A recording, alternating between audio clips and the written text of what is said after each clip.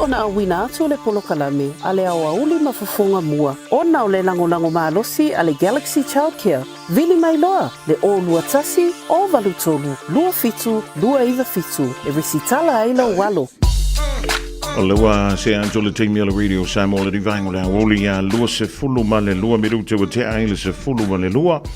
Ile toe susulu mata ko fia mai o ave o le la ile reia sulua e fa popo ilo o tau soifua ia masi o nei o la fa tau va via ile lo fo le tu o tato fisile fa i manu ia ai le o mala ia fa volo o fitia nisio ainga ile au pongi sa o no la au pa ia le tua ia fa mai se antu ma fa tu ia te utou ai mi se lava le dei vai tau o le wa tato tulanta ile fa ma tuina o le teimi na soifua mai ai ia le pepe o le fa o le tanga ma lo le soifua ma le langi mama ilo o to pa ia ma lo o to malu ma ma wan tu le sunga le wa o le fionga ia taito mo le to ma ftanga e pe ona mtali mai le town le town le la si ule me fo istemi le ma tu ia la fo o mano o vatu ai ia la na pepe talavai ia wana fuala au wa o tinana vai ia filo euro ile tai mo mia na me ya na usi utamala va ya tetu ile le pie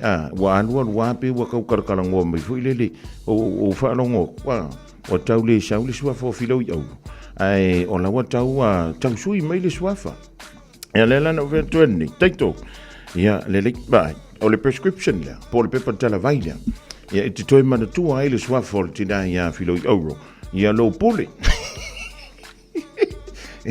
ya la wa kuskoinga ya al toto fitau I matito yo swimming pool nai o tara ya na el watu lempo polo ntawa fai na filo au ro le swa fa tau na e matua ele o filoi ya ele o au tawa to al swa filoi au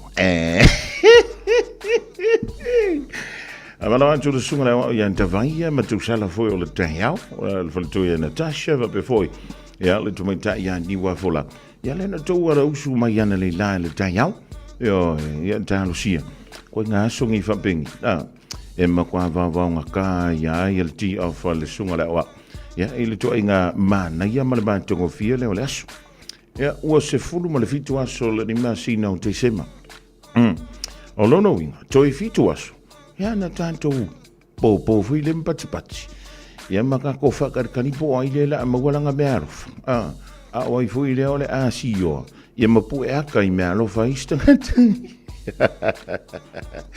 ia ai so ia ele ole mea lo ole mea pito silina dawa ole poto ma le fantasitasi o ainga o mafutanga o ekalesia ia ma I tu ma lo manu ma vio ole menta wolera ele tawa tele mena yo malofa mea lofa si ole kalanga ole mena ole fa mai le tala ale pala that's just the icing on the cake ia po teu funga la auna ilunga ole laula ia po keu fo ilunga or kiki mea na mea lofa ai ole me pito sili ona tawa fia ileri ole tapena o oi ole tapena wa ole tapena o tato ia fa mama o tato loto ma so ia ka ko ki pisa so na pa wala na Awai, ele se me la ka ko visi vale ai fua. Ma le si tulanga. Ua mato I taunga tama whainga tāni yaso. Matua I taunga tama whainga tāni yaso. Awala ni o tātou tangi I mea I pei o na masani ai. A o le leile ta mao ainga. A wheo na wia ia nisi o tātou ainga wa mano lo mai I ngāruenga. O lono winga. O palasi vo I lano le tupe maua. Ia ua le toi mawhaiona toi o I whale ainga. I nisi o aso. Ua le mawhaiona whaatino. Ia nisi o whaataunga. Sa whapele ona whaatino I lea masina ma lea fo I masina. Awala ni o tātou tau mawhaifo I le whalo. A ngā I le pākeki le ainga ngai kuao. A wai te leilo atu. Be fia ni no ngā tupe. O nai si au mai aile lo matuana I au tafa. Be ka I fia ngi long. Ia o ngai whai mai ai anga si kaiti. O lesi fu ina vaenga I le whamarantu le revaenga o le Aoauli. E ala na long le tangata. O na I le mea tāua ma le mea o ngā lai fia whai. Ai aua ke alua ke long. Ngā o lo wanu e whamai ma. Awa e mana tua. na o lo saini lava le pepa o le mena o le nau.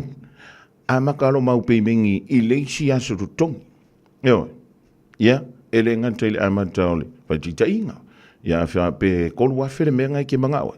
E uma ngen koe kongi, masalo ko I kikia o ngofi.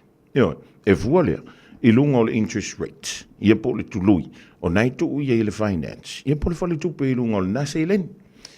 Eo, e maanga ia le kemiringi. Fape ia, avakulo la folea. Wa ilo me alo folea. Ai va fela taia. Ai va fel tausanga fole wala tamai. Ai va fela ntoito. E va pe fia ona faia fuanga. Awanga nga umang kirisi masi tausanga fo. Mea onga o fuha onga koe a maka fusia ka ko avang. Ia fua lele. Ia fa so lele. Awa ole sina ma fuanga pito sili ona maualunga. Lea lai ona tupu vesinga I tono o tātu ainga. E alana vevesi. Ua au le whasoa. Ua le ai se tupe. Ona tuwa ilon lea ele tina al tama. Ia pe tuwa I fo le tama tina. A ole visiri. O ainga e whasoa ina lua tupe. I to tonu o le lua ainga. O tātu tangata Samoa e misi tātu tangata Pasifika. E whamai iskaraka. Sole, ole mo kua vai o kangakangi. Ewe, whaafonga mai fuila. Mai I taimi o tātou laiti. Ai longa I isi o kako wele I alu. E whaasa valingi ngiu. Ai longa I isi o tātou wele I alu e whaasa vali. I se meka o se ulo vaisano. Ewe, ai angi whausi. Ai ase akovi. Ai ase kaumango. Ai ase kaukalo. Ai ase fuakakamu. Ai ase kau. Ai longa o iai se isi o tātou. Ili whila ngamea. O le winga lau tala. Se inga kako soifua mawhana nau mai lau. O tātou, o tangata whai pisinisi. A wai manatua. E avantu le oloa. A mai le tupe. Pantau mai eile o le mea lelei. A le o le elengi. Ia o singa panga moa. Ma moe. Ia po singa pofi. E o mai ala le timini. O tātou tangata Samoa ma tātou tangata Pasifika. O isi kanga ka whai pisinisi lalulangi ringi. Ewa. E leila se mela ka ko whakarikari. Si longa e mau me loko. E le isa ko la fongo I le laringi. O le ale ma whai. O ne whaatau au me tau lima. Amu ia whai tātou le riwai tau. Ua whai ngō fia wala. E whaatau inai. Ia tātou oloa. I lunga o penga ta whailang. A whai au nai le leila u whai mea tau lima. Le leila u whai tau taringa. Le leila u whai sei. Le leila u whai e lei. Le lei po le ale ko ngā menga ki ngofo ma oi. I le tale ni le na fo I mai ele tua ia I tātou o mala. O le fisi, o le alau mena e whai. Ea, wakau aki e loi po le meanga wa pe fua, po o le arko e ngā tūlanga na wa e wha au ngā ina iai. Ia le tale ni, o le na fo I mai ele li I mo I tātou. Ia wangi o kako pi o lau kama fo le ngā maku I re kāring. Ai alu edit po e ke war kāring. Ia, avai o le tale ni fo le mena al pepelu. Ia, o le mena al ngutu. Ia arka imi e fo le o le tale ni mena. Ai a fai so o longa winga. E lua me ye. A le o le amio. O lo no winga. O le natura. Ai vai fo ila. O le alo fangia o kaka fai me mali. Al kaka fiolo vai. Nga o linga linga. Po miro moa e uye.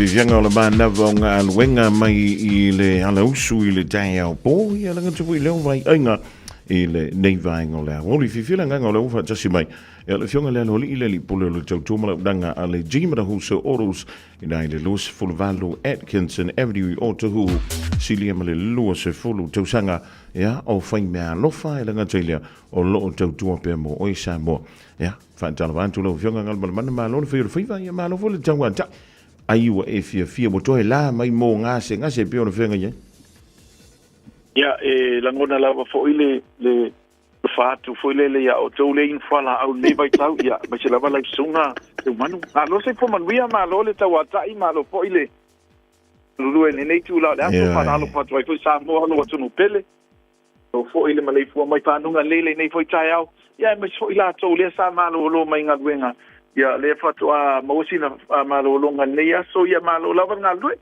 tanto te tau fai fa malo o le be fi fa sa ana va pe moni la usandonga o telefinga lunga wa ya te ti ala tanti telefon ma oh ya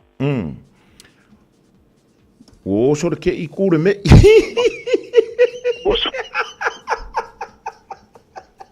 Pan maungi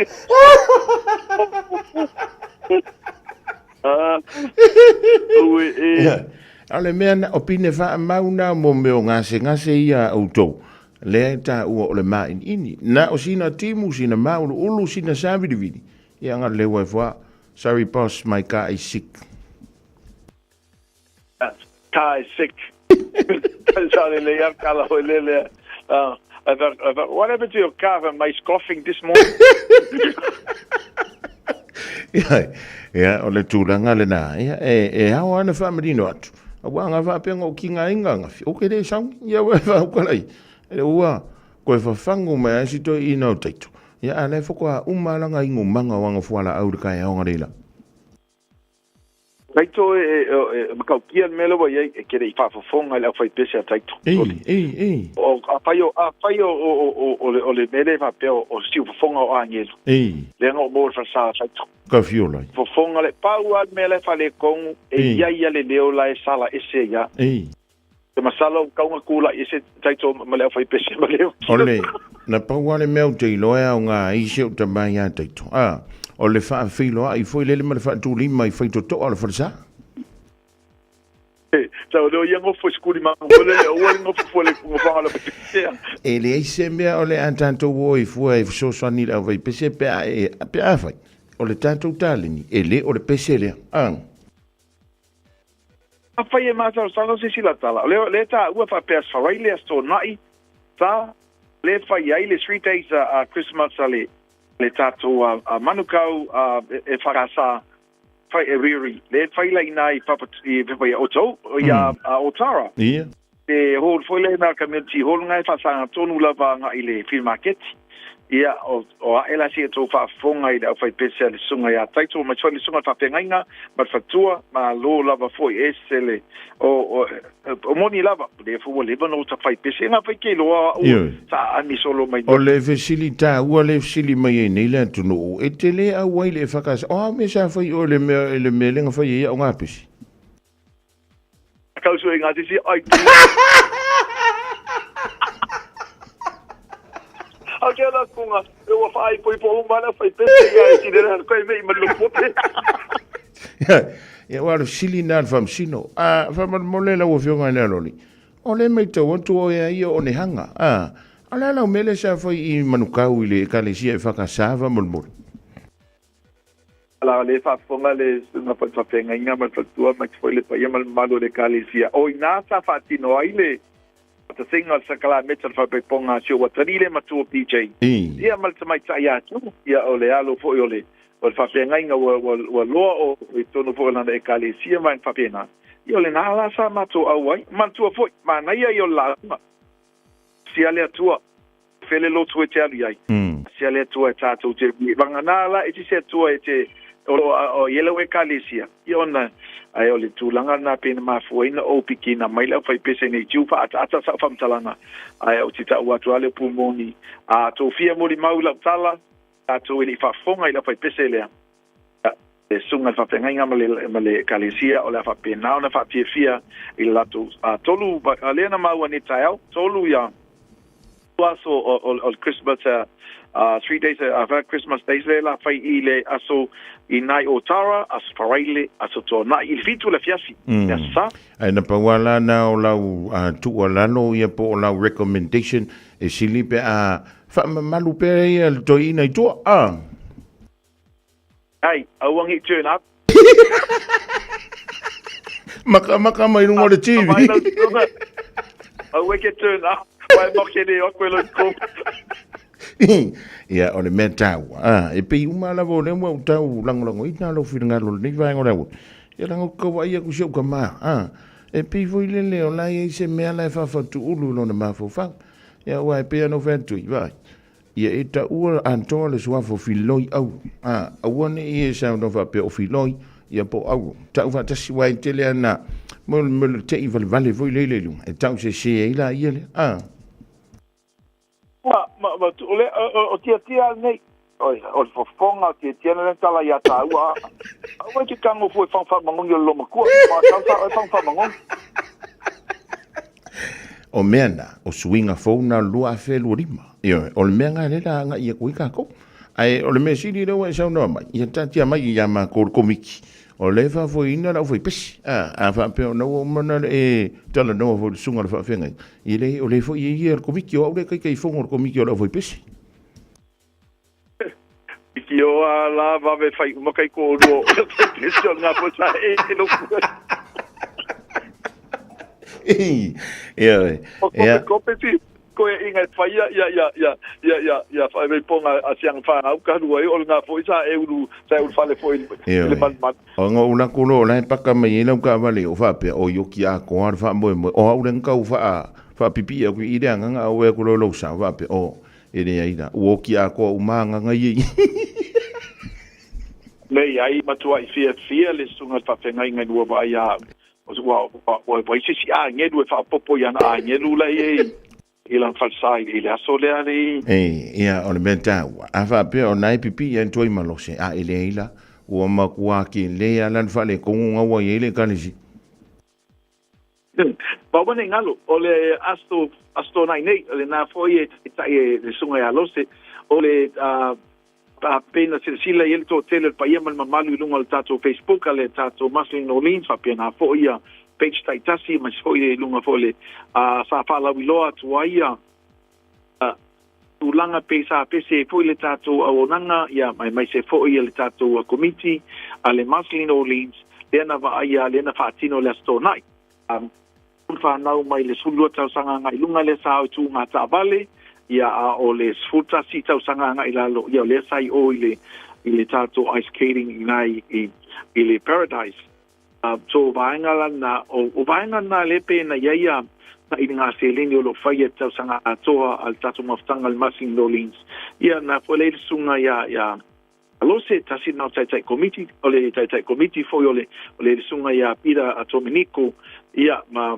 pena foi ia le sunga ia Edwin o tele level task committee ia o le lai fa uma ile tau sanga le nei la sto nei i lunga fia nai fa ile tato Thanksgiving tele tato fia ai tamai ta ia mele nau lino o le na foi la po isi se la to luina i lo ava no le fionga ia tui ia po le sunga foi ia tui ET ia i lo ava no i le tia filia ia pela bana lau si le fia foi o le fa moi na sa fa pe a waia tu le sunga ia ET ia wa foi ia tato special case singers i le fia tamai ta ia mele nau lino ia o le pese masani lava pe ona i foi la pese o lo fa pena na fonga ia telo o fa ili mai fa pena ele ngata ilea ia o la tam fa ye pe mo ma o le la ko ru le sunga le tino wala fa kanga mai iti ia male tato pese ki smart ia ele la tu fa fonga la i le leo o pelo se humano le fia filia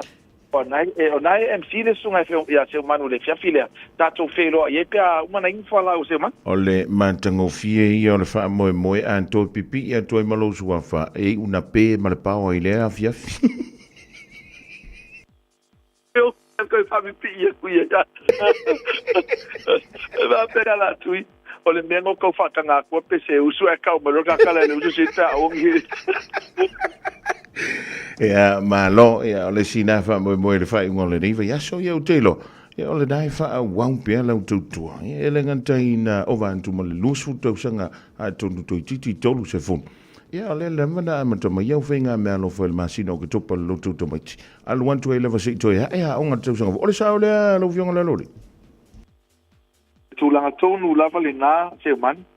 Lawan whaafonga iei o le tātou a mea alofa lava sa iei, a lea lawa si isi ilunga, te ua tātou o le tolu afe tā la, wha afe i anisi o ailenga te leo tu pata singa o aitala. Te lo i la tau, e o fai tātou sain api lea so, le discount le tā vale e lua afe. Ia au lea maua le lato lua afe pe ona iei le tātou fai ngā mea alofa na iei, e ulawan discount na tātou paisa so tātou tā vale. Ia au loto iei mal tūlanga na lo fa o pia tātou fai ngā mea alofa a ona iei ia le deso, ainga tai tasi fa pena. Mo sila fia le tunu, le alava le tūlanga lo whasalawina i le aso ma le aso, awane ngalo ia te oe, o lo fetu na i lava, i lunga lava o le tātou vaf, pe aloai, tūlanga i whai ona so soan iai. O nisi vaenga o le tātou tautua, pe ona iai a tu whatasinga ai tā lafu, o le tūlanga fo i le i whai e fuoloa o ngā le sene, ia ailenga tai lea, tele na una inisi vaenga o lo nga i mai ai. Tātou trade-in, so e whamanatu atu o te le taliaina, pe whaataua ni tā vale. Po whena whaataua e lau sa a whai o la atu i fi whaataua sau tā vale fau, ai o lo fia trade-in lau tā vale fau, lau tā vale tuai lo iai, whaina taliaina. Tasi o tātou tausanga lea na tongi le whaafe o le vale na au, nasi o tā vale, tōru afe montupu, o pole alava le tupe o lo au e tau mawhai lava e whaatino le vaenga. Ai le lei pea lo wala au mai a tātou ofisa ona le manunga le tātou taimi lua fitu o wha o lua fitu o wha o lua fitu o wal se lau chi manan mea tasi, o wal se lau wha ono lua tasi le tātou telefoni i walau fua. Tātou tuatusi le nā lua walu e Kensad Avenue, te suma mariu mai e sila i tono le tātou showroom le telo tātou tawalifou, XUB 700, tātou Scorpio, ai le ngatai lea telo tātou used cars, peno tāua. Loa ma lewa o tau tua li nei au nanga, o a oba ma le luas full tau sanga. Ia o tātou wahane, o tātou tatali e lea aso, o le aso fōi wa le lei, ia o le aso fōi whale tonu, o whainga lava na o businessi, ai le o tu ua i lava lea nganga o le fief sosani. So tai mai la ofa ngā luenga, wha mole e ini so i la tau, o lo mana o mia ni se le ni lunga ato, se le ni o lo ofaina e tatau na tala noa, wha manino la ofa ngā luenga, ia ai li avea tātou applications, ia tātou finance. Tele tātou whamtalanga pia o mele tātou ofisa, mo le terminator whamnatu atu, asto na inei, i le Fia Night Club, o le awhatino ai le tātou fia muli le tātou Marceline Orleans, whaftai atu e ai la tau le tausanga atu le langalang sua pēna vai iai, o le tūlanga iai, o le langalang o le tātou Malisi, le ngatai lea, St. Mary's, whapea fo i alo ma whanau, i le aveina le whata whautai ungo tausanga tai tasi, ai momoli atu ai whatai o na le se inoma o tau, e le whaina whatino ina, me o lo mātou mana o mia i aso whaipea, al taiminei, tai mo le abanoi lau sunga la ptalinga se umani na leile tu e fofuanga ma tupe le nei aso ia ai tatu tu e whelo ai foi tai o mal whalalo pa soi fuia soi forma ia maruia o le dau a whafunga le anturu i le tautumara o nangana le jimara wholesale orders le fionga le lipole i la loli ia ngal walbana tai ngalo walbana e pe ori ia whainga me alo fofo i pe ona whanga solo mai la walmasina o ki topa i le veng taula lotu tamaitia le au le au anti ile ki risabasi mal tau sanga fo Sfulma le tasi miru tolo ton ta leo le tulai tasi tala tasi sa di mele sunga ya se ulu mlalo ifi moa tatu tala i vai fanua.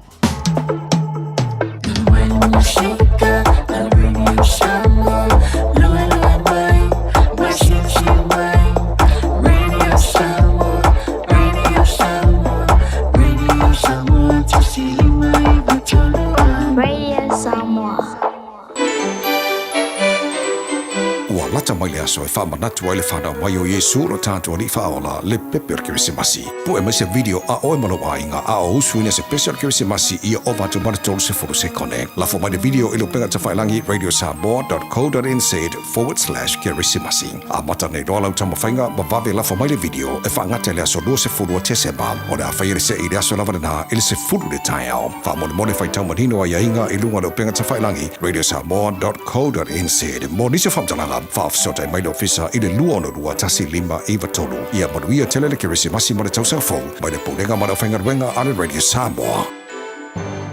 Tala falava Samoa o foi nei o eni ma le tatou whale tā vale lauiloa o le Car for You. A whailava ta sa ili sa tā vale, le aise laisene pe maua le laisene a o e whaingaluenga tū mau, ma le leilo suafa. Whaingo fia lava i le Car for You na fisosoani mo oe, maua le tatou cashback pe a mana mia le fisosoani. Talofa lava Samoa o a whaile nei o lofa, awa nei ngalo le tatou Facebook page le Car for You, pe te su mai le matoto atu si tolu se lao Craysel Front Manrewa, pe fraso tai mai le matoto telefoni, over te lau lolo a fitu whaiva na walu, pa fisili mo en po alofa. So whasei fua. Talofa o au o leilani. Mātou tena nofo whaatasi malau to o lua, le mawha naumana i o mātua. O te pala au i le Healthline pe a whaia langona le tino mai, e se tasi o i mātou. E le ai se totongi o le nei au o nanga, mai ma whai ona o tala noa i se tausima i mō fautuanga, tau soifua malonoina, ma whaamatalanga i mea te tau ona whai. O te wala au iai ai le tinga ina seisio i mātou. E awa noi te mi uma, lua suru whai tū lao le aso, mo aso umo le vai aso. E maua fo i le whasosoani mo se whaamatala upu, pe a whai o e fia tala noa i lau lavanga ngana. E lea i fo i se tutongi, wala au loa le Healthline, i le o walu se lau, ono tasi tasi ono. O e si la fia mea e whaatino e mawhaiona e umia iso whale motu le lumanai. A whai fo i o iso whale motu, o e si la fia mawhaiona whaatino ni isi o fuafuanga, e whaonga aile equity o lo whale. A wane e misiere por kalame, o le malu i whale, ia fiafi o soruru taitasi le se fulu e te aile whaa. O le a e si la fia ai au wala e mawhaiona e umia se whale motu le lumanai, ma au wala e whaonga aile equity o lo whale motu, e whaata wai se isi o whale, le por kalame o le malu i whale, ia fiafi o soruru vai aso taitasi, se fulu e te aile whaa. E silia mala se laufala o loa i Samoa e mawhaiona whaanga i le talofa voucher mō whaatanga alu a inga. E le atua lava se 5 minute lafu antuai mai New Zealand, Australia, Amerika, mai si antunuu. Ai tau nuu i telefoni maolo e whaanga le talofa voucher e whai e le whaatau. E mawhai fwoi ona tungi e tuai le cash power wha pēle pili o le vai iso o se taimi. Angai loa i le www.pacific40.com e lafu ai se talofa voucher mō loa inga i Samoa. Mō nisi whaamtalanga walau mai le olua tasi o valu tolu, lua tolu, pole info@pacific40.com. Radio Samoa. Taslima ivatolu. Amo.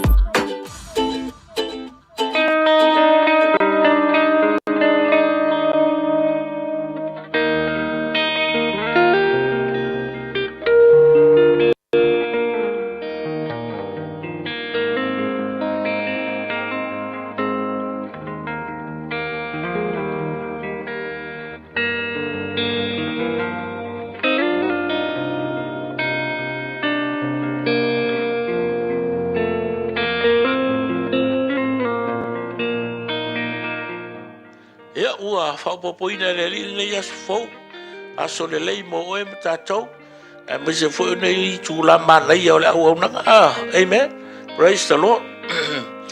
Karatia ono feu paiva, maritala la apostolo pauno le kalesia le o karatia, wa ona po te tau ai tātou te sele mai ai, pe a whai tātou te le whaavai.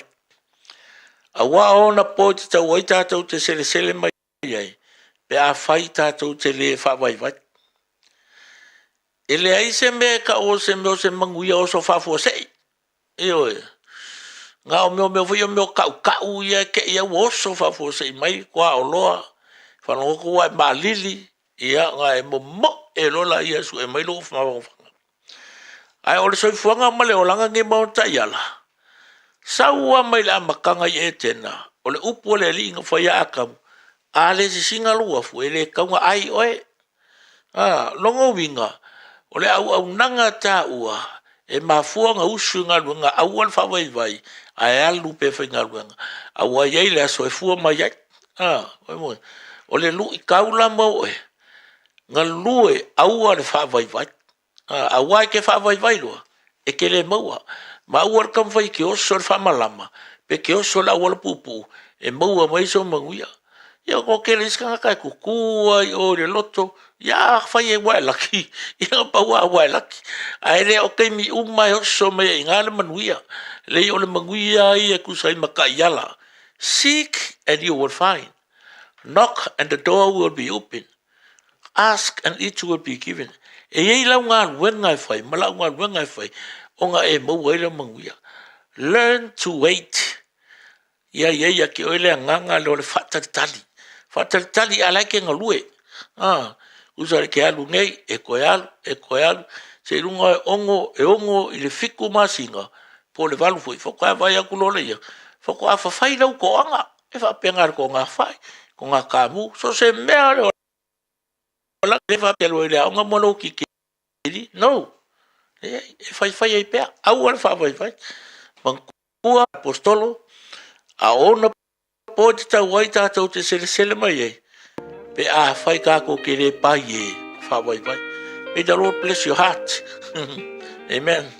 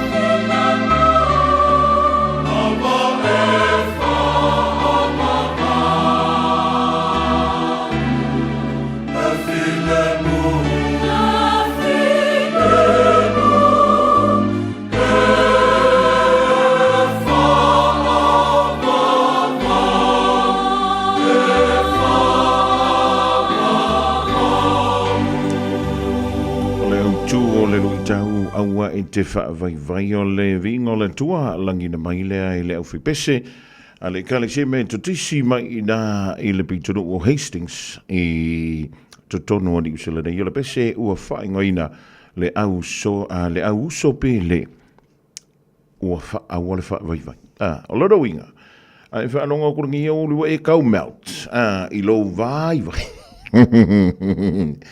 ia ona saile e whaape nei i le vai a so fau ia ua kako Jingle Bell voi all the way to the ATM pole to the finance whaamano losi tātou na ua umar temi lunch ia le sangalia I fea o le ua kare kasi. Usi mea lau whaafonga I le o tonga o tala I vai whrua mai a se uli malau le iwi.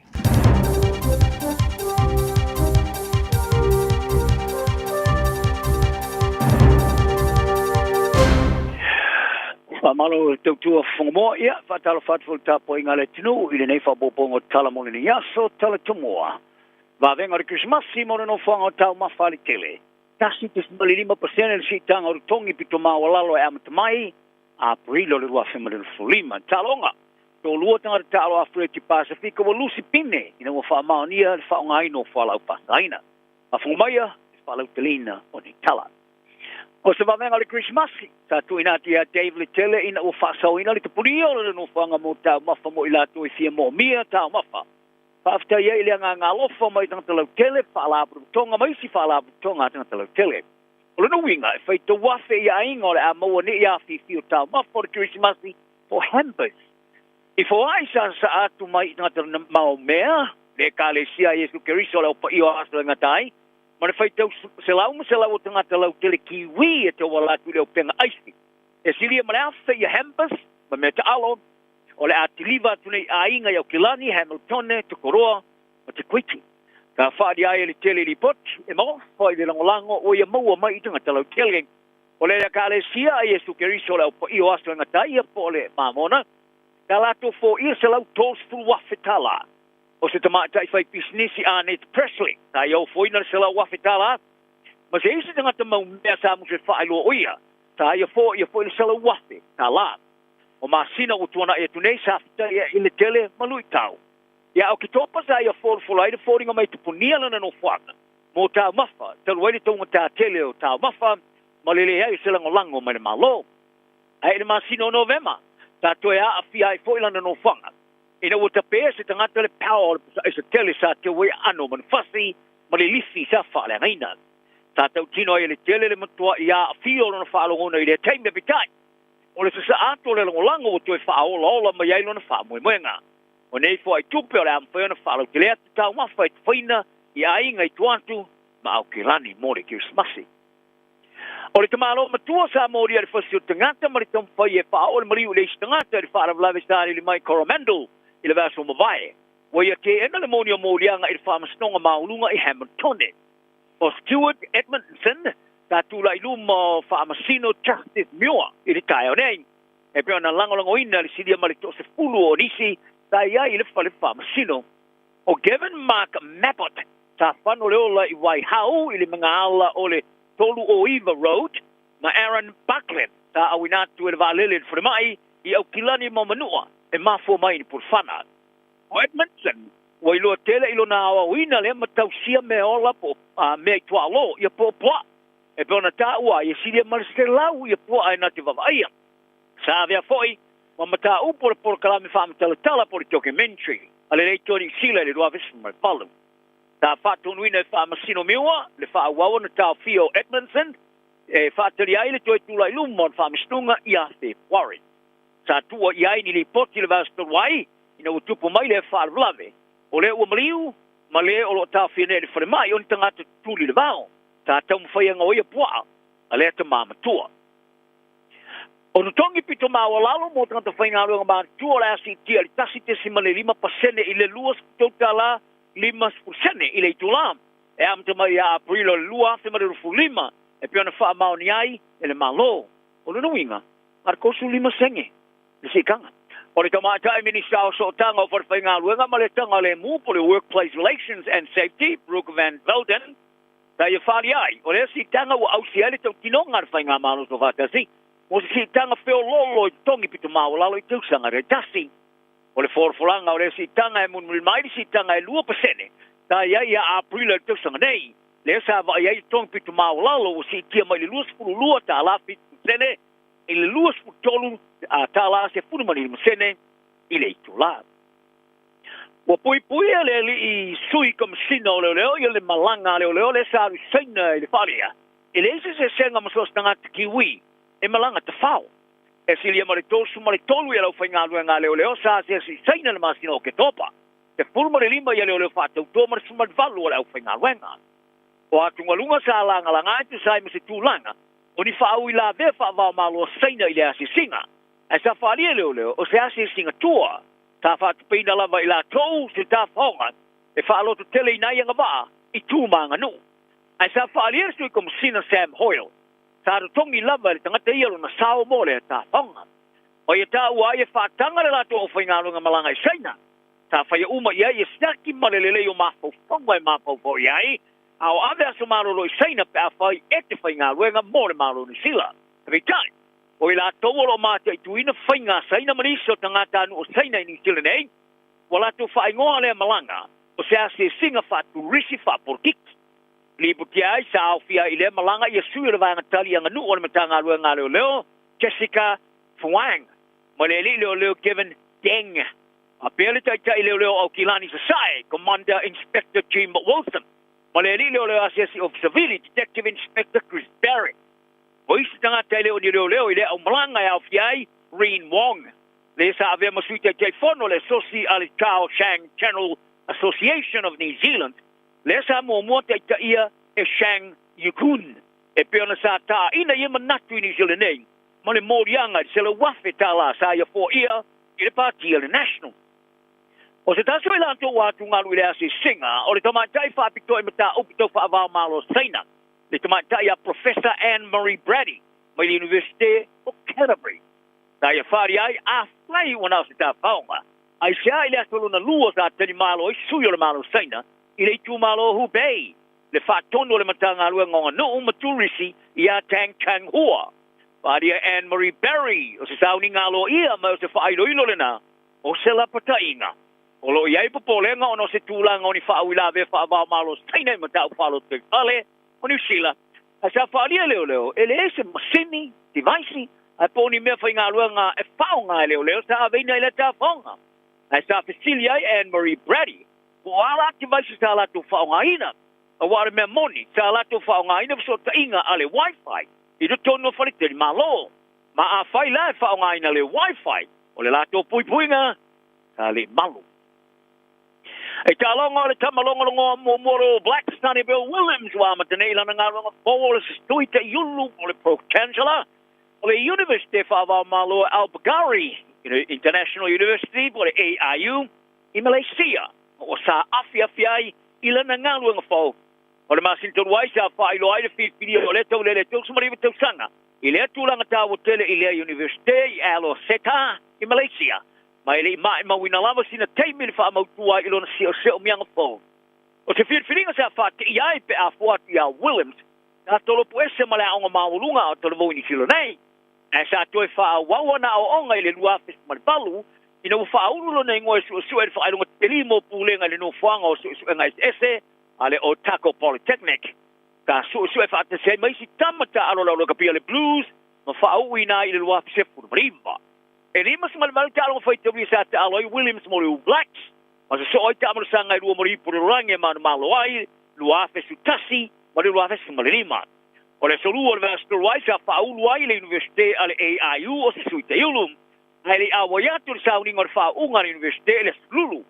O le taimile sa alo iai o na whaalau loa, o se sui te iulo le Universite. Ma le mai ai o le whaunga, ta wa ai le whai o sana tau talanga I tamai ta onga. Sa ia tūsi ai lunga rana o penga o tusa inga al X, o sana wholaunga I mau whai, ia teia, ma le taliaina o le atuwhinga. E tō lua I o tamata alo a Freti Pasifiko, o lusi nea la pine sa mano I ta alonga le Pasifiko le rua ma le putolu, I le atu Solomona. Ina wa whai loa I suenga sa whaia. Na la whaunga ina whala au ele whatanga ina. O maha sin ta hoe o nauru, ta manumalo le pine auro ta alonga o le powerlifting ali. Matu matai dolphin na pine siliva le ta alonga o le togi puru mamafa ali, le ua whao e sene nei ala pine. O le ala tau whai misia foi le ta alonga le tito le mini game, o le wafelu le lima e whai e palau, mai fōringa mai e misia foi le ta alonga le Pasifika I Tahiti o le wafelu le rufutu. Te vanga na, o le ta alonga e whai e le kwatalo na tolu o le tausanga. Ta whamao ni aia rovi te silo le whonu whawhoi o ta alonga le Pasifika, le Pacific Games, entu minok, ile le tori sila Pasifika, ia le tala ile asura rafi. Ta ia whaali ai, ile mai ai o le ilo iloka. Ta whaali au ngā ina iloa le whaamastonga po le dispute tribunal, ia manu malo ia tama tolua mai ta longo le wafe mai tolu o fa sala ina ile tolu to sanga ile to ta aloi o kaiti ten tawo keripas o siti ne ilunga no tulanga mai ma wai pini auro le ta longo le powerlifting ale vaengo le ono sima le ono kilo kalama ai o rocky ramo o le Solomona o ia ma wai pini silver ma vinesh kando fiti o tu lima ti ele pini apo me mea ili tongi puru mamafa o lusi le pini silver a dolphin ia Nathaniel Sulupo Samoa, Jonathan Didactio, o tawia ile pine a bea. Talana le yaso, o trato mo fia, so ifuia. Radio Samoa, tasilima ibatolu, amo. Radio Samoa, tasilima ibatolu, amo.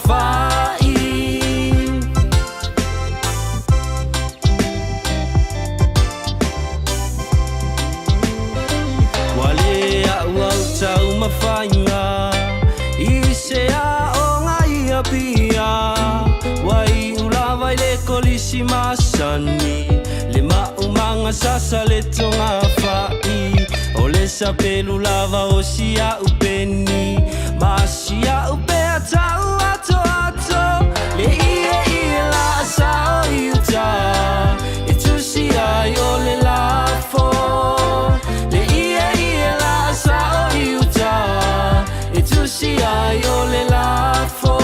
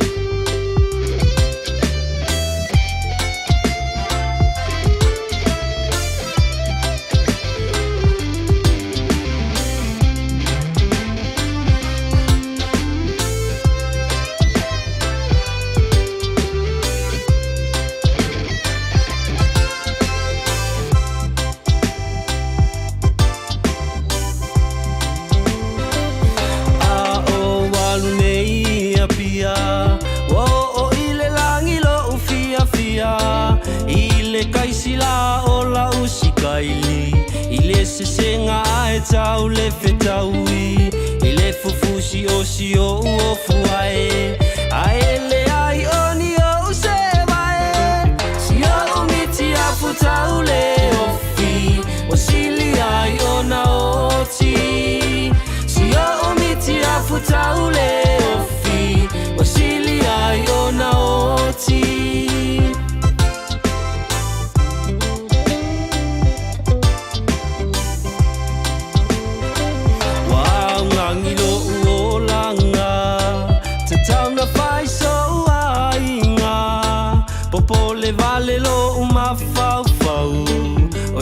panga ai o le au atu vale o si o uloto o tau o so ai o le moe tolo la umalo me aunga e su e ai se ava la umalo me aunga e su e ai se ava.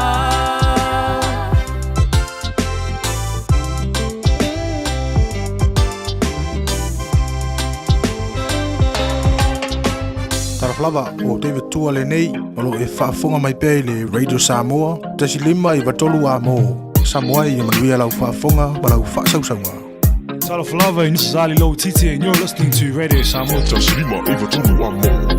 Tala Falava, I'm Annie Pulitiwatua and you're with Radio Samoa 1593 AM. Hi Radio Samoa listeners, this is Cece Winans wishing you a fantastic day. God bless you and keep listening to Radio Samoa 1593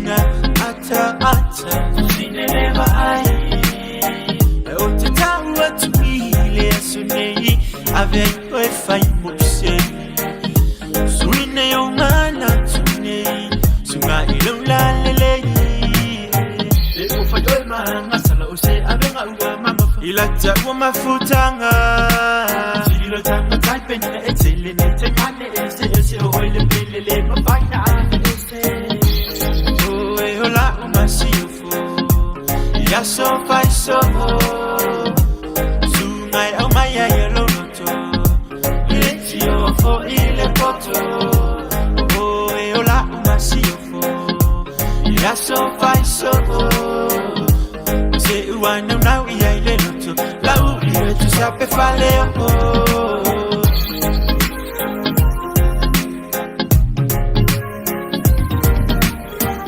Miliona fetu Zulu ese Asilava o ele bele Una tsa afia Beyo setu Faina jana materia Bela ngona pefa tukumai Ia so mawona ulo uono sa'i Mafa atali tali se umali maya oyo la umani Lo ma amora oyo wa umayi yo ulangona Leito foto fongo mane mofa auto songa Luloto yo mana o toto Te faya mo etro be faya ta e faya go fiena o yo oyo la umasi ufo Ya so fai so Sungai au maya yelo Fo ile poto Oe ola umasiofo Ya so fai somo Se uana unau ia ile loto Lau ia tu sape fale Lo masiofo Lo masiofo Lo masiofo Lo fale na ua e matino Le fifa ya yuma o uso Le ne ya lo fasa awina mailunga Oe ola wangel Baby, it's a baya duana ola, valmasio fofa del bellerosio neanga, ola masina, ola fetua, susulu manaya, ola guitarra malio, oe of the fatu saina, o se vai malu, o sa wa tu fantasisa wa ia yesu, bebe se fifia o angelu, a wawle lo fa uamu, personality alone light up the room, just one kiss alone that make me a boom. Oe ola umasiofo Ya so fai so Sungai au maya yelo noto Etio fo ile poto Oe ola umasiofo Ya so fai so Se uana unau ia ile noto Lau iwe tu sape fale Lo masiofo Lo masiofo Lo masiofo lo fale na ua e matino Le fifa ya yuma o uso Le ne ya lo fasa awina mailunga Oe ola wangelu le te fa alua ina Ai yanga mai Timothy Akeripa ma le vai o le Levina Records le ngatu lea Ola fa tunga mai Vance Pailante ma le tumutai ia tomate vavai tuai foil tantu polokalame le rifo ia wo le bantu fiola so lo la so se fulu fitu o le rimasino te sema loa afe loa fa Mona tu langa fa mtangi le sunga ya se ulu malau le fi mo ta tu tala. E pe ona sa e fa fo an tu i le July. Ta sia fa ina emisia. Le dai me fa yo de lo rewind ni ko ka ko live da lo tu lo on Facebook, po le YouTube. E po lo fa te dali i lau le tio fa long longo i lo mo tempo lo lawa na e for mai i na i fe fo. No fa ngolo o tu sia il so fu ma lo ino to mama ti da ma tu. Fa talo va tu ya to ile nei fo i vai ngola woli ma lo le o sa ya ma lo fo ile le fa longo tinga wo va yele to tele mai o le agua si mai i Samoa ya tono fa ngole dei fo i ya so to no mai inisio ai nga mai au Italia ya ba le tele o isia to no la la kilo va ngale to pena mai Samoa on o le wa matua ma fana le tau ile nei fo i vai tau ya pe ya le ki Samoa le ma fana le wi tanto ya bi te ya le ai nei po lo mo ni silo au kila e mi chama tu ni au kila ni so e ya ke mi foi le sap timu la ai timu lo la sa wei tu ma sa vidi ai malulu ya pe ya la ya le o to a ma ta foi le vai ta o le ta malulu ya o le la fa ma no tu ya tu ya malanga mi Samoa e le ya lo ferwa ya ma fa tanga la o fu ma fa a wei te via tamakiwi le angai na o le afi se lau lus fun marfa anga ile afi se lau fas fun maliva ila tau na soi fua ile na vaita ya le mawani ya la tu sitsin fa malo tu wai ya ile sa ilinga malo fo ya o le mai tawina ya o na wo fe lo lava ni siu te mama tina ma tu fo o lo ta tu tu o le wala tu mawa ya le fa amriang o le so ngafu le so nafi yo no walu mala vale e masalo por fa alu wainga por fa fanga walu mala vale ele ni ma sino november mal ma december ma november yo no walu want to na iliste ele talanga momo ele tala ina ile ka pakale la tala vai mele drop off ile au malanga yo la tu termina le na tala online tapu ni puni yo ya o to want to learn soli uma kwa ma ngai ya me la wei ya mana tu fu la so se me fo la e ten want to tilo e va e o fu la ka paka ye pito ilu o le mana ye la popo orifi yo e ma kwa ofie kongi o le mo nga koso fu ile le fa mai pe ava pe le ole amo mia e ona awina tu se tas ona ole na tele e alu ile mala valele ayela malonga o le longa la lenga o kau ia ngafi e mai si fo ia so hina o le wato ile mala valele a tanto le i maruka o ma kwa ma ia su nga ku pese o ri ia o fai o le mala valele ana nafi ele ia toa se a foi tula na o paka ile mala valele i paka nga fo ia la talanta ile il mele a tel wantu ia ona kolo puile inga ona pa sese ia alu ile to waina o le mea ua kupu o ke i ko aku kongor foi o ya wa walengi mongi meongi tickets o ko meki ala o le mela na ya nga i lo silafia o na fa nga la card ya nga inale me ka o le debit card ya o le credit card o le mastercard ai le ka udi ai le community card e le ka udi ke fiu fai e le ai nga le pa me mo i o le so muri o ta vale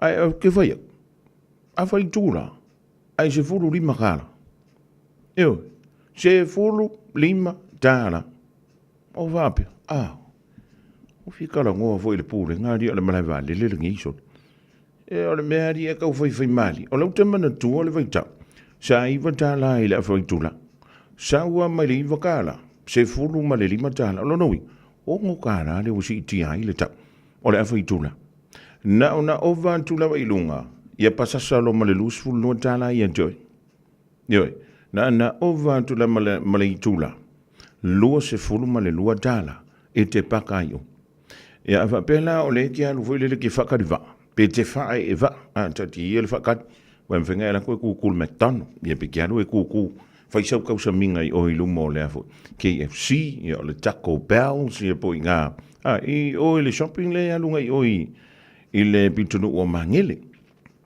ia e se fe ila o ina pe ava pe le talu te fa te leva au ka ko la ia fa eva ia nga O le kaunga no e le ka paka na marawa ale le temine. Ua lanta i ruma isi ka paka.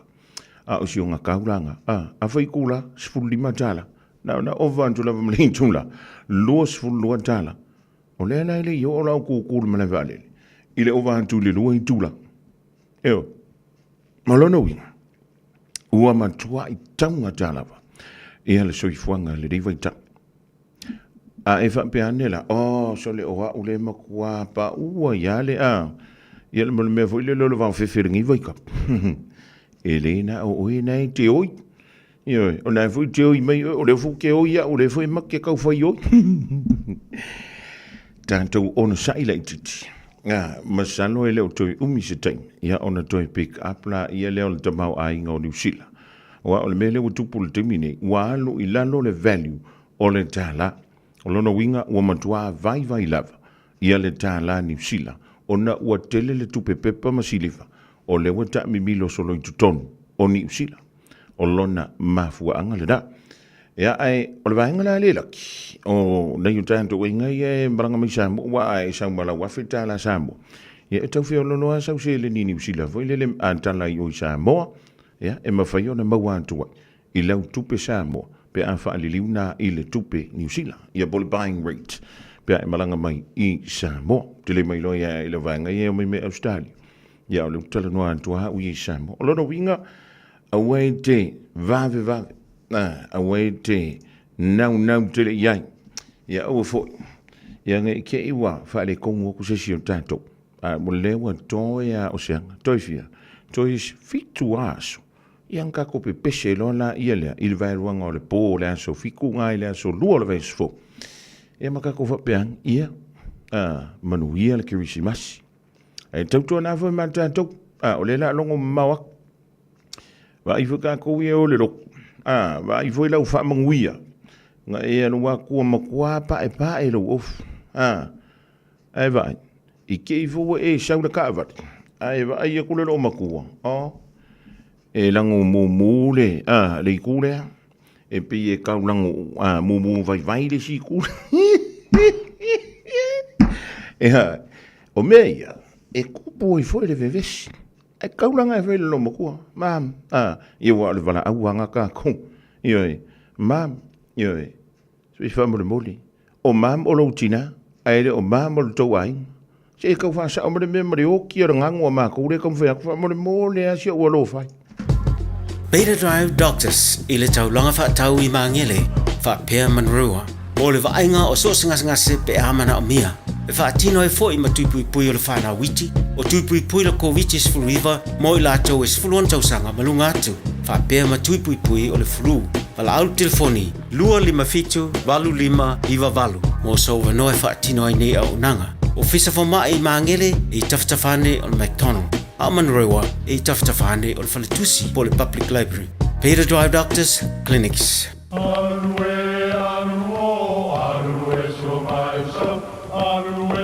O Samoa o le atunu ua mai au na tofi. O le la au ua mai au ngā tātulanga. E le to e tau au whangaina. O le vai fo i ua malili ua mai au na saili. A o lau polo kalame o le vau filifili. Ua na o se toi wha manatu. Ua na o se toi whangu ia ua nganuu Samoa. Mau upu ta oto, mau upu tu. E ala lea i ala ngā upu ma muanga ngana, ma le vau ngana. A wane i emisia le tātou polo kalame. I afi o aso lua ta itasi le itu la e valu i lunga o le Radio Samoa. Ia manu ia tele, lau mai muanga, ma lau whaasaunga Samoa. Tala falava Samoa o foi nei o eni ma le tatou whale tā vale lau iloa o le Car for You. A whai lava ta sa ilisa tā vale, le aise lai sene pe maua le lai sene a o e whaingaluenga tū mau, ma le leilo suafa. Whaingo fia lava le Car for You na fisosoani mo oe, maua tatou cashback pe a mana mia le fisosoani. Talofa lava Samoa o a foi le nei o lofa, awa nei ngalo le tatou Facebook page le Car for You, pe te su mai le matoto atu si tolu se lao Craysel Frontman Rewa, pe faso tai mai le matoto telefoni, over te lau lolo a fitu whaiva na walu pa fasilimo en po alofa. So fase fua. O le R-Dash Travel, o le company numera tasi le taungo fio pasese mo fe malanga inga i Samoa whapea le malanga bai i Samoa i New Zealand ei. A whea de loa i le ofisa o le R-Dash Travel, tasi valu lima Great South Road i Marurua. Pe vili mai i le telefoni tolu iwa lua o wha o o. Tolu iwa lua o wha o o mo le R-Dash Travel. Ua lata mai le aso e whamanatu ai le whanau mai o Iesu lo tātua ni whaola le pepe o Kirisimasi. Po e mai se video a oe malo a inga a o usuina se pese o Kirisimasi i o vatu manatolu se furu se kone. Lafo mai le video i lo penga ta whailangi radiosamoa.co.nz/Kirisimasi. A mata nei roa lau tama whainga ma vave lafo mai le video e whaangata le aso lua se furu a Tesema. O le a whaire se i le aso lava na ili se furu le tai au. Wha mone mone whai tau manino a inga i lunga lo penga ta whailangi radiosamoa.co.nz. Mo nisi whamtalanga whaafsota mai le ofisa i le lua ono rua tasi lima iwa tolu. Ia manuia tele le Kirisimasi ma le tausanga fau. Mai le poulenga ma le whaingaruenga ale Radio Samoa. Talofa o salmasinga fale lua tim toilolo o le loia Samoa. Fapitoa la o unanga i mta uputau immigration pepa malanga tangata overstayers so stoinga visa. Apena foi le taxation por tu la fono tau la fonga. M5 foi on o tau avena mta upu fal tu la fono i Samoa. Famal mole vidi mai numera o iva lua ono o tasi lua lua. O iva lua ono o tasi lua lua. Faftai. Malo soy fua. Ol si Fofoga Samoa, Radio Samoa, tasi lima iwa tolu amo. Se kia Radio Samoa. Bread of life sent down from glory. Many things you were on earth, a holy king, a carpenter, but you are the living word. Say it now. Come on.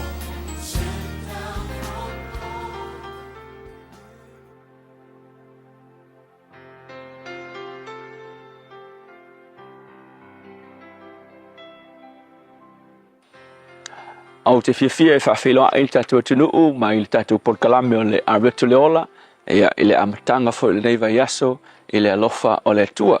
O le tusia roma mua mua le whaupes furulua o lo ia i le whaupunga whapea ia tātou whi wha mawhanawhana i lo tātou whatua tua o outou a toa mau. I le lominga whaperitani le translation na ta o le NLD e mana ia o le malamalama anga whaingofi e whapea your faith will help me and my faith will help you. No winga o le upumo o le asole nei whapea o le olanga kerisiano e te mo mia aisi. E le o se olanga tuto tasile mea le o le tangata kerisiano. A whai o se kerisiano a e tau mawhai e te ola tōtasi ia e te le maua le aunga o le soifuanga kerisiano ia na lalanga e le li whaola ia mafuafua e le li whaola mo e muli muli ia te ia o le mea lea o le mo mia e le tasi o le tasi. A whapete asi i mawhui o forest te tele po o vau matua te tele i so se vaenga lavo se atunu e te alu iai e te e eile me te maitawina o le mafua anga ona e tutupu u umi eila au ia malapopoa ma malolosi e mafua mai ona e ai ia la lato feso o ta inga i lalo le palapala o ringa ua tutu fatasi ma ola fatasi ma ua fetai i a lato wa o le mafua anga lea e forming ai e lato ia le support system o le system le tu sa e ta ua lo lato tutu fatasi ua ngalulu e fatasi o lato ua fili fatasi ringa e feso suangi le sila au e ala iona le la mafua ona malosi ma maua i le forest te vai e tunu voi e tinga ia matangi malolosi ma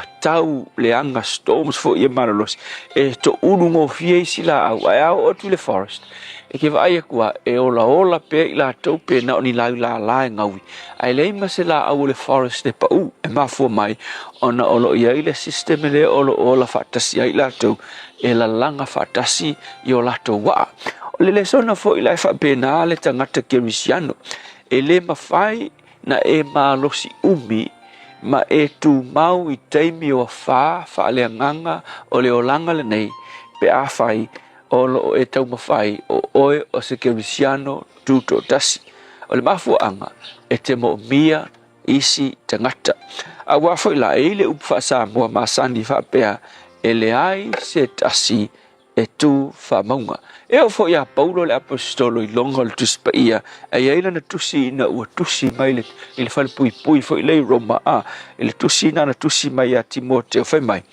Timoteo ke rol me utupu ua tu ula foa ia u e tangata umalawa i Asia u ina o isi usua kerisiano i Asia pa te i tangata e ngoa ia Oneseforo whai mai a o Oneseforo o ia lea na wha so mai ia te au. Ai mai maritara Paulo. A o iai Oneseforo i Roma na sau o ia ua sa ili mai. Ua ia matua sa ili mai ia te au. Ua ia maua au. Ua ia wha ma whaaloto tele mai ia te au. Wewa ai ili tā ua lea.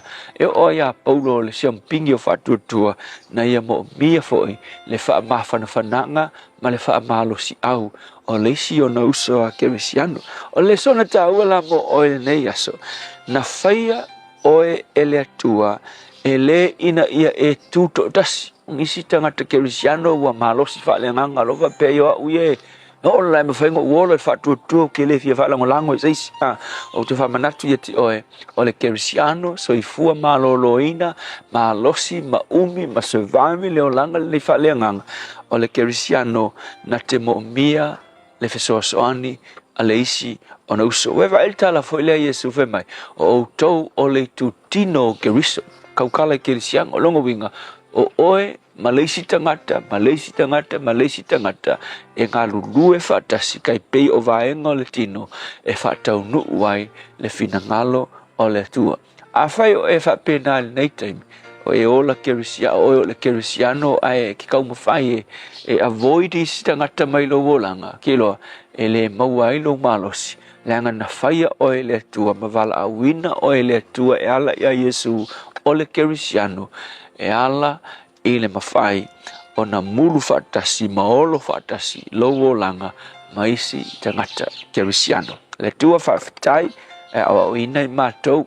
Sa ai unga o le nei tausanga o le o langa kerisiano, e le o se o langa tutotasi, o le o langa malosi, mafua mai, ina ua olo whaatasi o mātou o langa, ma isi o mātou uso a kerisiano.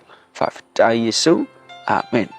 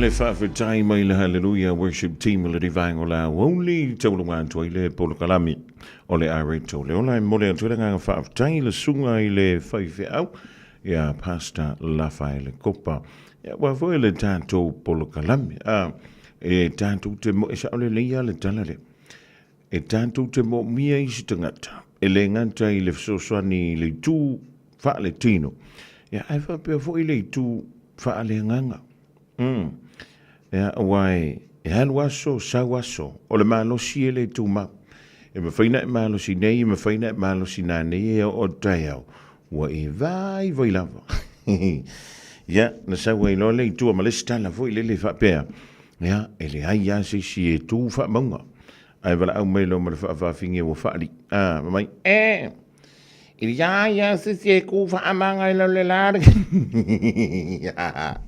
yo de ga yo ole olanga le e tu sa le me e fa mai e afionga le ma me e ka ka ko fa le aso ma le aso e te tango lo fa e se me na e lua e fa nga su e nya umea o longo winga a le linda i au vai e makwansa sapa i malau vai yo le aia ma se singa o le ola fa le anganga ma le ola fa le tino a remix la me anga elua ola soli se u te vai tu oea o le aseta yo o le makwa aseta o e tu sa pe linda tupe Malawan tian Johnny Toti le ria Aoauli tai fo Alessandra alo sina Auntie Marietta P ya le uso ya fish be fo i o ile si dunga i Saloa Sami o le ma futo mil ni fo i vaenga le tato polo kalami o i ma le si le lunga i ants va tofu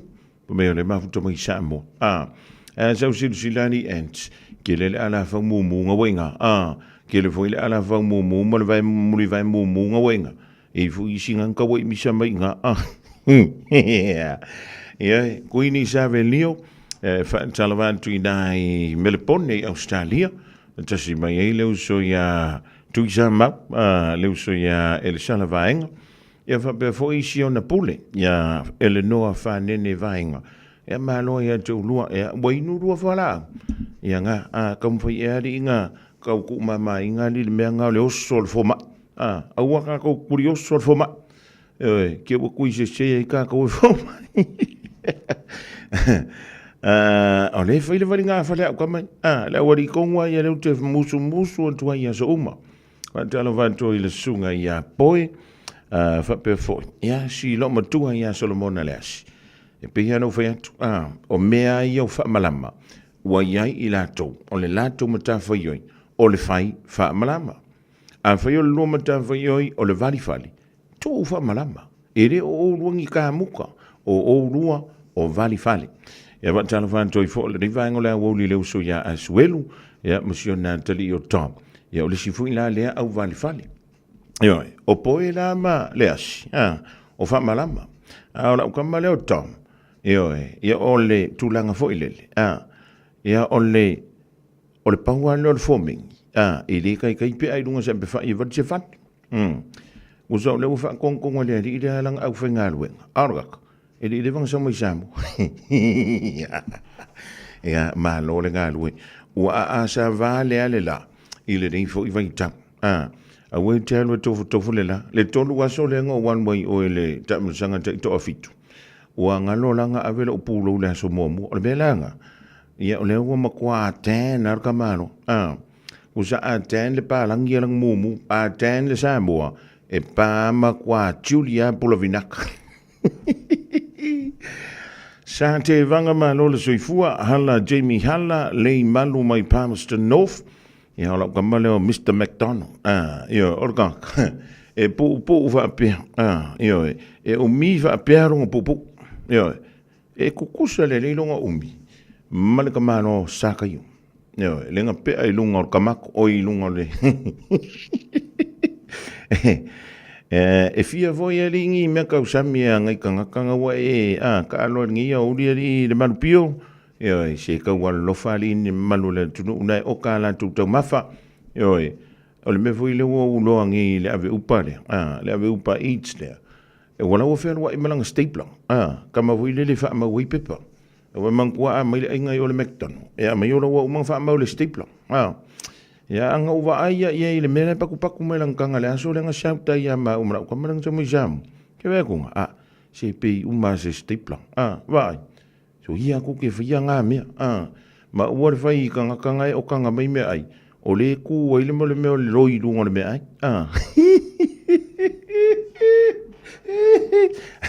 o le si voi check ni kara wari ia de o ngi kiriva me ai kusa ava pe o lai ka kangi me e pe rima mingu ke le mau ai o ka ambilo mo moto wi fu kwa mo li fat ava pe o ke fa fonga me ngi o ringa fa isa o ka ia e whaafonga le mai la ulapta inga le atoi. Arua ko se Samoa ngarua, mau ki ngoa, o nganga alu ka amilo me kere siti. Whako arua koe, e rei mese awala poloka ringi ia uri vale maa ngi ole la. O leo tu ua onga, e re o yengi poloka. Nei mas poloka. Ai awa pe o nganga ewa ia kura u kere fungi wale, o renga pick up 5 mingu ke karuai. E mau ki ngoa lawa. O ngai ka amilo mai kai or kasino or ka ngala koe wako. E le se whaika kala o kala ngā maua mai le rire o le marupiu. E a silisilang i eise si ngai I mangele le mektano. Ya, alofa ia, langor ka mai ma. Hi, I'm Leilani. I live with my husband, kids and my parents. When one of us is sick, I call Healthline. It's a free service where I can talk to a nurse or paramedic for health advice and information about what to do next. It's available all the time, 24 hours a day, every day of the week. And if you want to speak in your own language, just ask for an interpreter. Call Healthline on 0800 611 116. Beta Drive Doctors I le taulanga whaatau I mangele, whaapea manrua. O le vainga o so ngase pe amana o mia. E whaatino e fo I matupui pui o le whana witi, o tupui pui la COVID is full river, mo I lato is full on tausanga malunga atu. Whaapea matupui pui o le flu. Wala au telefoni, 255-25 mo so wanoe whaatino ai nei au nanga. O fisa fo mai mangele I taftafane o le McDonald. Amanrewa I taftafane o le Falitusi po le Public Library. Beta Drive Doctors Clinics. Tala falava Samoa o foi nei o eni ma le tatou whale tā vale la wiloa o le K4U. A whai lava ta sa ili sa tā vale, le aise laisene pe maua le laisene a o e whaingaluenga tū mau, ma le leilo suafa. Whaingo fia lava le K4U na fsoswani mo oe, maua le tatou cashback pe a mana mia le fsoswani. Ta lofa lava Samoa o a whaile nei o lofa, awa nei ngalo le tatou Facebook page le K4U, pe te su mai le matoto atu si tolu se lao Kreisel Frodman Rewa, pe fraso tai mai le matoto telefoni, over te lau lolo a fitu whaiva na walu pa fisili mo en po alofa. So fase fua.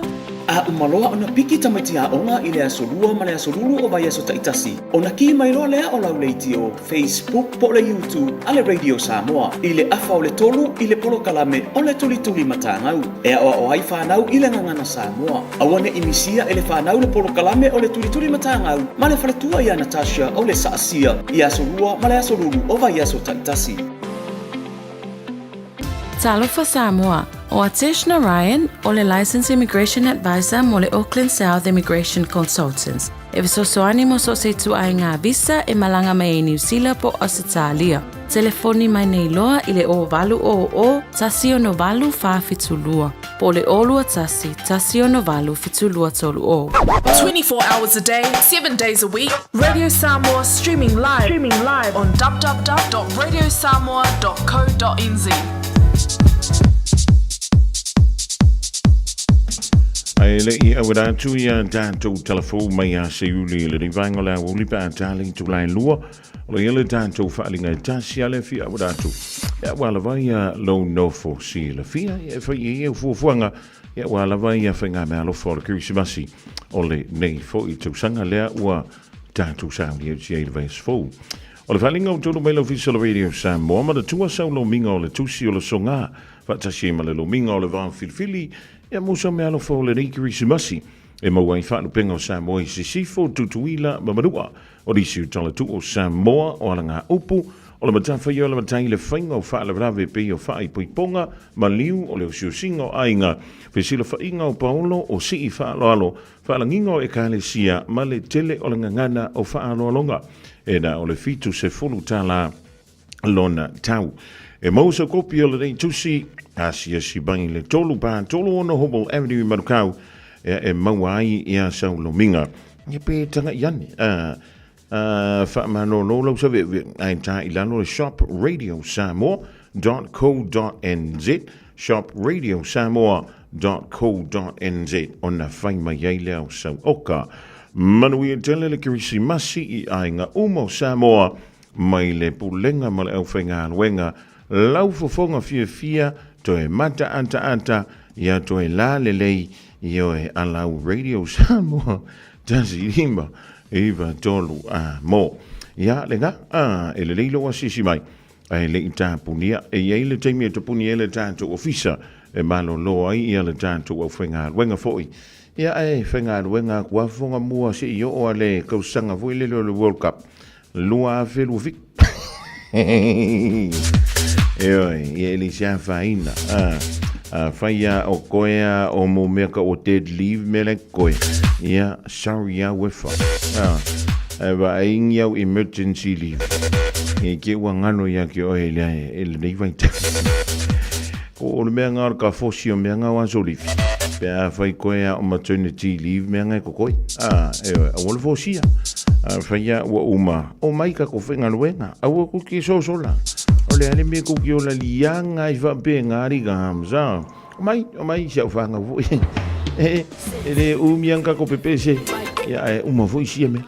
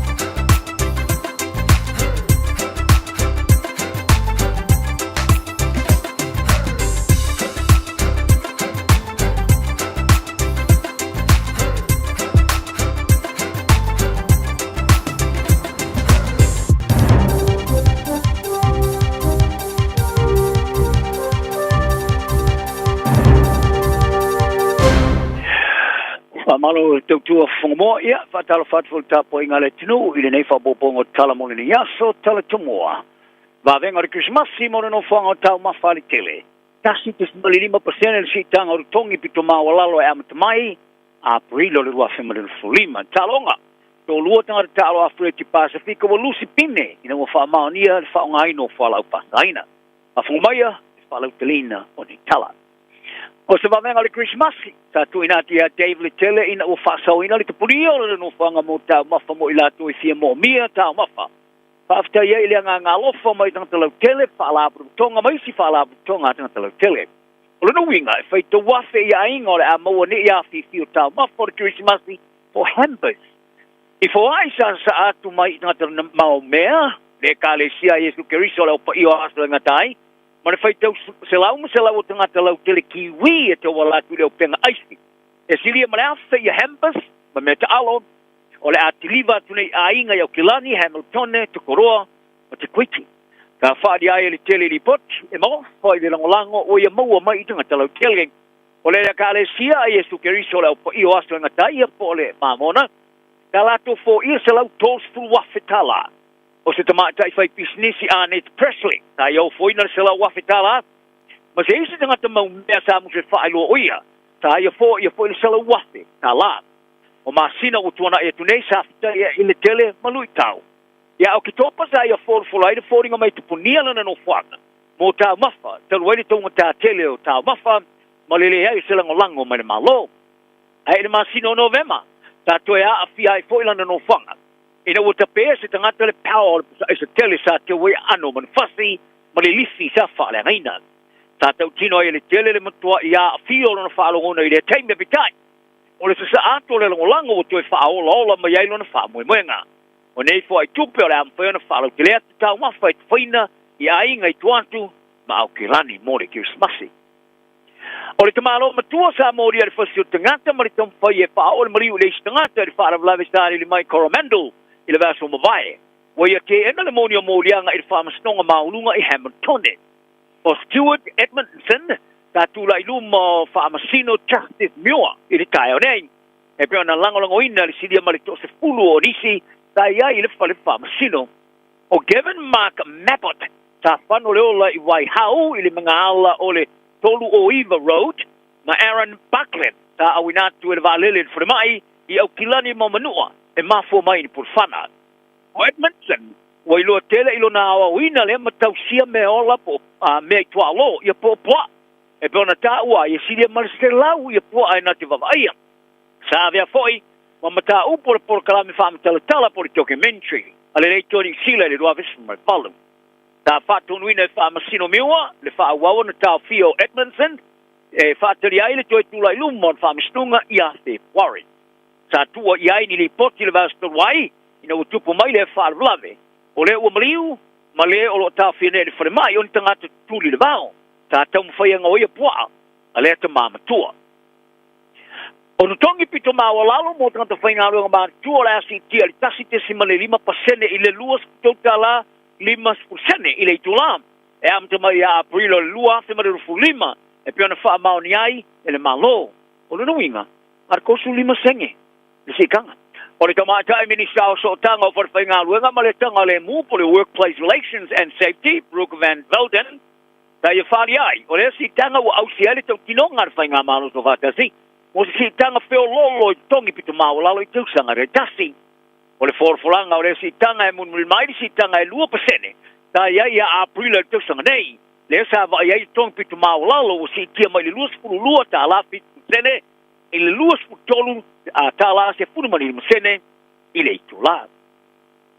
Wa pui le li i sui kom sino le leo i le malanga le leo le sa saina i le faria. I le se senga masos tangata kiwi. E malanga te whao. E silia maritosu maritolu i lau whaingaru ngā leo sa se saina le masino o ke topa. E fulmare 5 i leo whatau tō marisumat valu o lau whaingaru ngā. O atungalunga sa langa e tu sai mese tūlanga. O ni whaau i la vea whaavao malo saina i le asi singa. E sa whaalia leo o se asi singa tua. Ta whaatupeina lava i la tōu se ta whaonga. E whaaloto tele i nai anga waa i tūmanga nu. E sa whaalia sui kom sina Sam Hoyle. Ta tongi lava le tangata ialo na sao mole ta whaonga. O ia tā ua ia whātanga le lato o whaingalunga malanga I saina. Tā whaia uma ia ia snaki malelele o mawhauwhanga I mawhauwhau iai. Ao ave aso marolo I saina pe a whai ete whaingaluenga more marolo ni sila. Tabi tai. O i la tau o mate I tuina whainga saina maniso tangata anu o saina I ni sila nei. Wala tu whaingoa le malanga. O se ase singa whatu risi whaporkiki. Libu ki ai sa au fia I le malanga ia sui le vanga tali anga nu o le matanga luenga leo Jessica Fuang. Maleli leo given Deng. A pele tai tai leo au Kilani Sasai, Commander Inspector Jim Wilson. Maleli leo Assessor of Civility, Detective Inspector Chris Barrett. Oisi tanga tai leo ni leo ile au malanga au fiai Reen Wong. Le sa ave masuita tai fono le sosi ali Chao Shang General Association of New Zealand. Le sa mo tai tai ia e Shang Yukun. E peona sa ta ina ia manatu New Zealand nei. Mane morianga se le wafe tala sa ia fo ia I le party le national. O se taso I lanto watu ngalu ile ase singa, o le tamatai whapito I mata upito whaavao malo saina. Le tamatai a Professor Anne-Marie Brady, mai le Universite o Canterbury. Ta ia whari ai a whai wana se ta whaonga. Ai sea I le atolo na lua sa tani malo I suyo le malo saina, I le tu malo Hubei. Le whatono le mata ngalu ngonga no maturisi I a Tang Chang Hua. Padia Anne-Marie Berry, o se sauni ngalo ia ma o se whaailoilo le na, o se lapata inga. O lo iai popolenga ono se tūlanga o ni whaawila ve whaavao malo saina I matau whalo te ale, o New Zealand.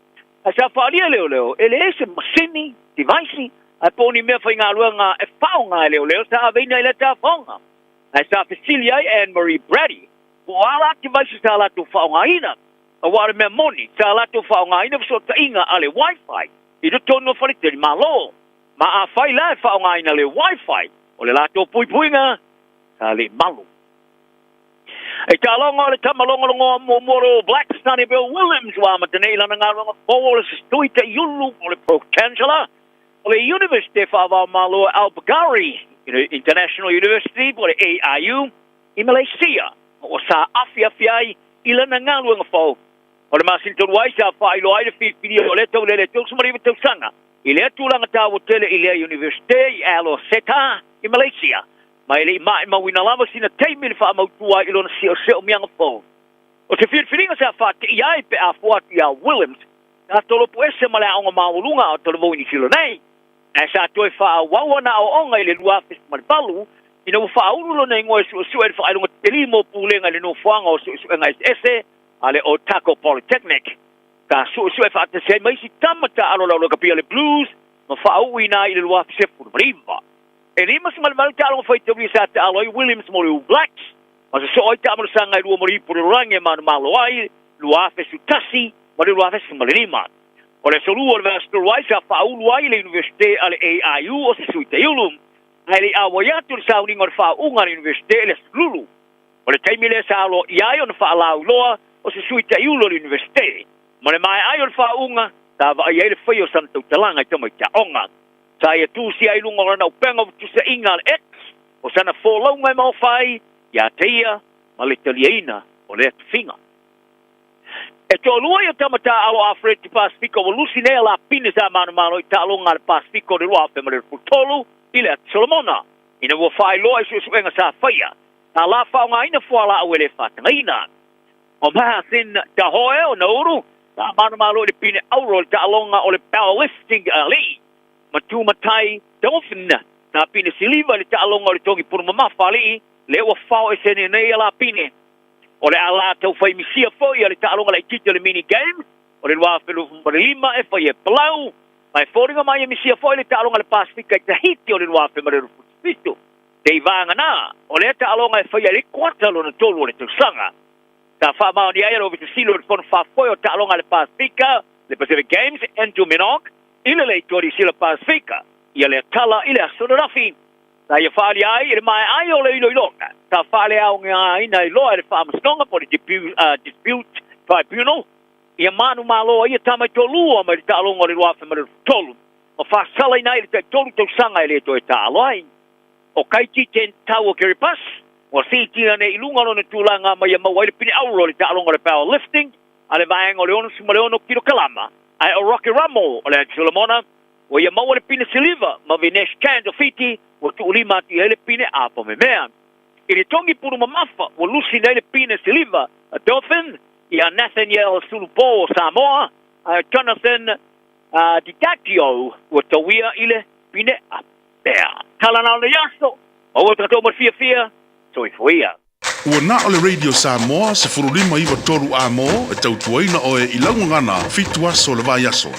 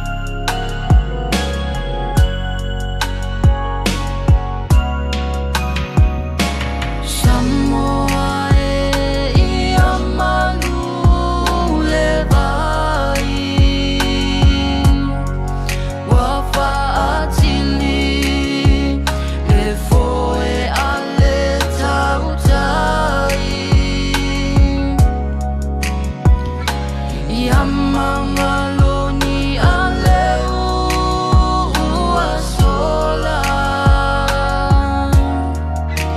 e tu mau mea uma i le alofa ua e malole se unga ua mapu i fale matura tati unga e ui le pongi sama whaingata wanga fole ata ua tongo le malama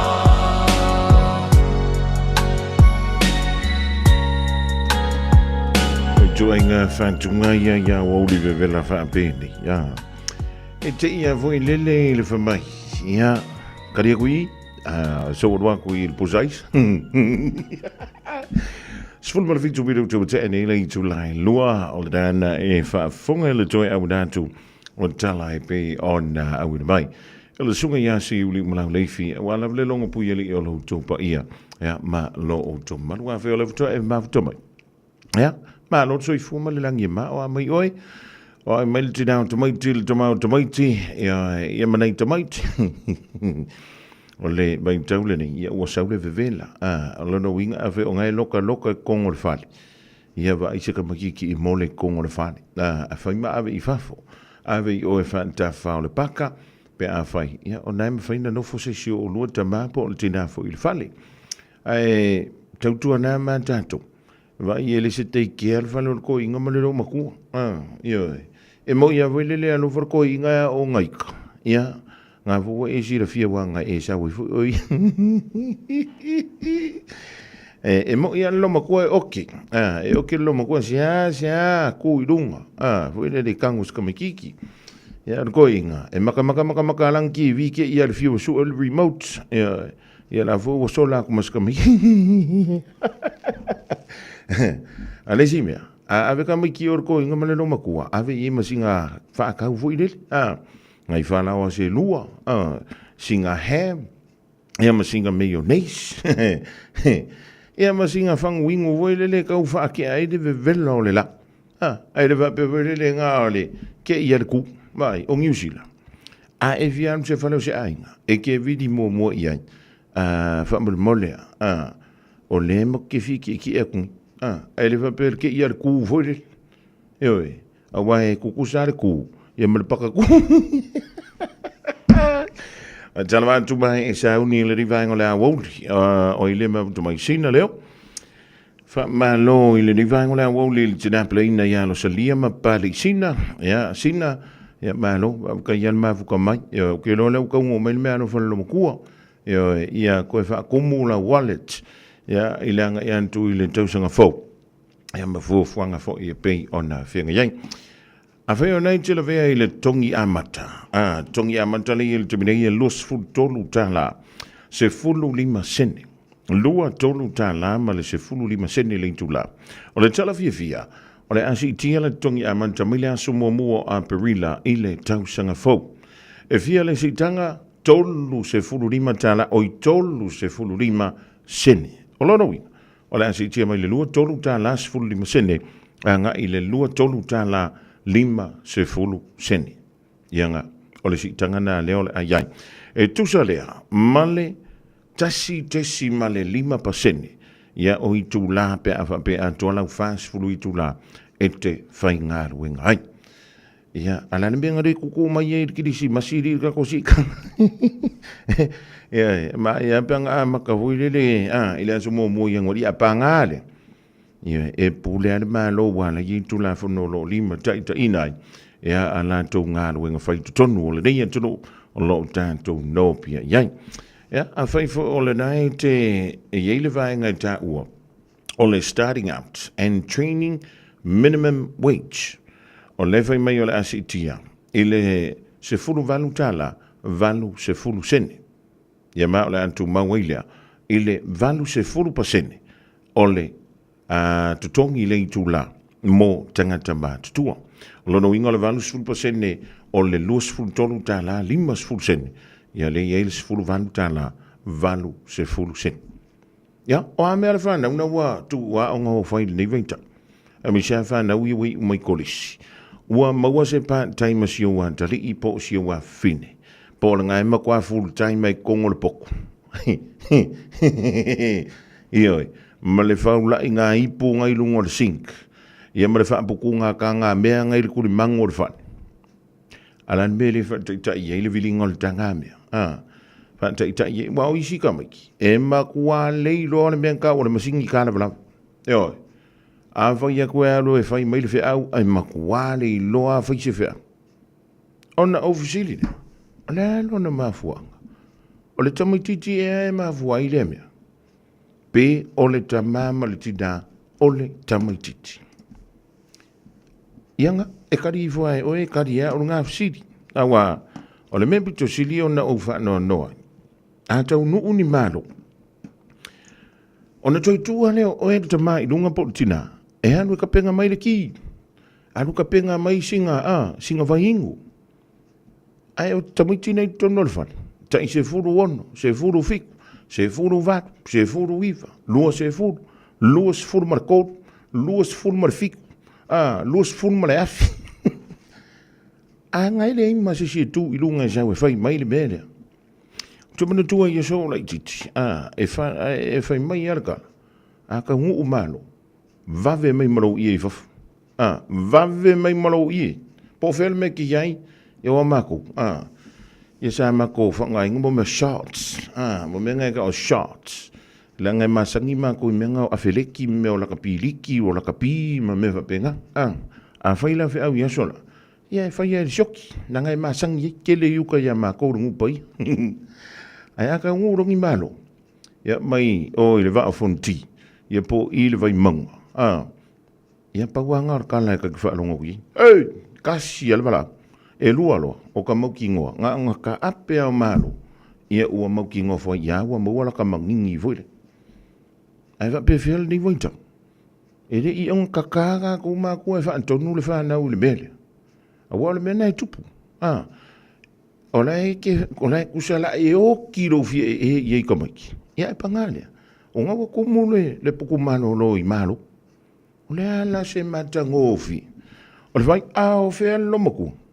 Ia fa merkana ko inga ia la le wa ku o le ai lo nga wa e peloroi o la nga wa ko fa ka wele isa ala era ku siro mo ko pe me o le silina tam tanto silie ile tu lanta ile vai tau ni e poto ai ainga e ma futai ia mo meo e kale sia e ma futai ia fa la poto potonga o le alka ko nga wenga tanto ma tu o le fai mo le fana. A wai whamerika ko kana fuile. O au o mātua whana. Ioi. A leo ringa. Risi a mele e sero ka. Pika ki whawhiwhea. E mbea ka whaalonga kua kanane. Wa mai kou siau kama. Lea ngau siau kama ngai ko a ngai whaianga mea onga. Kou se i moi. Kou se i malo lo. Ala walu po a kou ka anu rungar ka alonga. Ioi. Anga ula kalaka kuru ngā karangoanga. O ki anu waku sawa. Si i a koa mai ala ka alonga. Ko usawa kongo lapisi. A wa orisi ngā mea. O lea leina fia mo moe ma le la vame nei o whanam. Ona, o le tu usa o loto.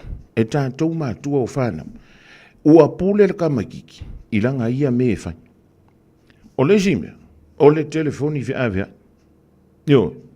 O le mea ngā ruki aka. O makoa ia uaka. Ka ke vai aku. Ha, sole.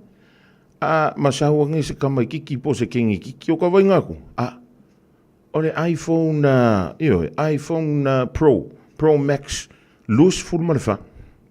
Ia po le Samsung S2, o ilei, fia, sfuru lima la wai, Nau wharonga ka ruengi ia wha mea sfuru ongo la sauku. Au ngai ka mai kere engi ngā rue. Ai wha mi ilanga o sia au ka mai maama. Au. O wha wherang kongi le kerefu. O inga ki ngai ko. O te leo whai atu a mea o te melea le tau mwhai ngā mātua. A whai o nei afford. Ai, why not? Why not? Ai a wha apia o ngai whai onga o le wa ainga tangata. Ka lo whai. E makwa e lea lo whai si au tam. A wa a lua nungi. Le i se credit. Ia whekau i lo maskanga. Wheakulei. Mai alo ki le fungsa o video. O le kala le masinga u whanongi. Maria le se credit. Lua. E le se data. O le ke le fongi fo wala wherua mangai. La le mea renga whaidau ki le fongi pēr le se credit pēr le se data. Pa ia kua i fōi. O le whea au le tau moli moli atulu nei vaenga le au le lea o ia lau pu a tama whainga. Tātou a vea se whaata ita inga le lei. Inai a tātou whanau. Wa nai te tapena. O le vuke sa ungi au ia. I mea i o mea no for ki wisi masi. A whai o le tamai titi basenga sfulma le tolu. Wa tana whea unga le lei le iPhone 16 e la sautua. Ia po le Samsung S20 something. Ia 25 million po 23 million. Ai ava pe o le kama kiki o ngafoko a makai lea o ngai ia 9 po le ia 8 po le ia 7. Ai a vea i le telefonina. E tau mai e ina.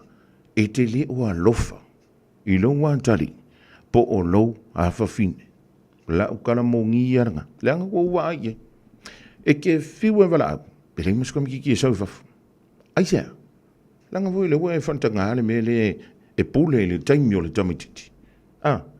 Kusan la ua e whai mai. San, ia pia whawhine. Pule o e le melea. Ai whaangai o e ngā wairiki le alu seme. A whamailo leo le sta. Ulau whaanga ue le kai o se mea. Ai ngano ia oi. Nga ka umai le meanga. O lau whanau. E leo ngongo mai whafo e fufuru ngipu. E leo nono mai whafo pe au mingi malo. E leo ngongo mai whafo. Pe au mai le kou aing. E sengi foi le e whapenga. Ia. O le utan tau sau ni atu i whainga whaatonga o kiwisi. Masi utei loa, na ua umana whai whaatonga nisi o ainga. E na o na tu walalo atu peintanti atu i o tafa. A whapea o laua i urkami kiki mai le aonga. E tala whea ngai le telefoni na iPhone. Ioi, 16, 17, 18, 21. Ai a whapea o ngā whako a ia 7. Pewe o le ngā whako a ia 9. A o le 9 te fuafua e ave il telefoni na. O lo wano sa poto. Lau kara mo ngia. O lo wano sa kauwheo lolo. E o kura kausanga fau. E pe ia o lau wako e alu rea o ngā amata. Niwe. E pe ia lau wako e a makamai lalo longa o langa o awina. Langa fwe ngale makamaka e video. O video ngai e ilunga me i o YouTube. Malunga le TikTok. Ma le kele o isi mea. E tele videos. E au ngā. E whaasino mai e le whainga o le mea ai. O le whainga o le mea ma le mea. A o le kele fo yo isi video. E makua le ai masiaunga. I le o langa o le tamititi. Yo. Ia le fo e kira ngako makamaka. I kako ia kakamaku. Nga le ala mai ala kai au. Ingmure ki. Sa ve. Yo. Nga vai. Ale vai le ma. Ia o lau haru ngofo e au ka whalparaka. Kusa pe rakaraka i kua rung kukar paraka. E ngofo e au ka whalparaka. Ale haru rau kai. Kāle se furu. Kāle se furu kasi. Kāre se fururu. Lala mo mole ngai koi inga malo maku ala e sa ve. Iho. O kako. E a kāre kere orkai. Ai, e kakawanga awa koi msinga mea aunga. Mo i tātok. Langa leo o uva ai yei. Mua o maita wina. Olo. Kāno whai. Ianga. Awane na ono sao me whama. E sao le rei te manu. E sao nei whonga mu. E upasi ako fo i rumo se kamakiki a nana wako ma se iPhone 4. Ioi. Ave ngā wha ngā ui wai umai i korisi. Ave mo wha nau ua i ule lantou tauma whai. Ua manuia. Mai le vasenga sfuru ma le tolu.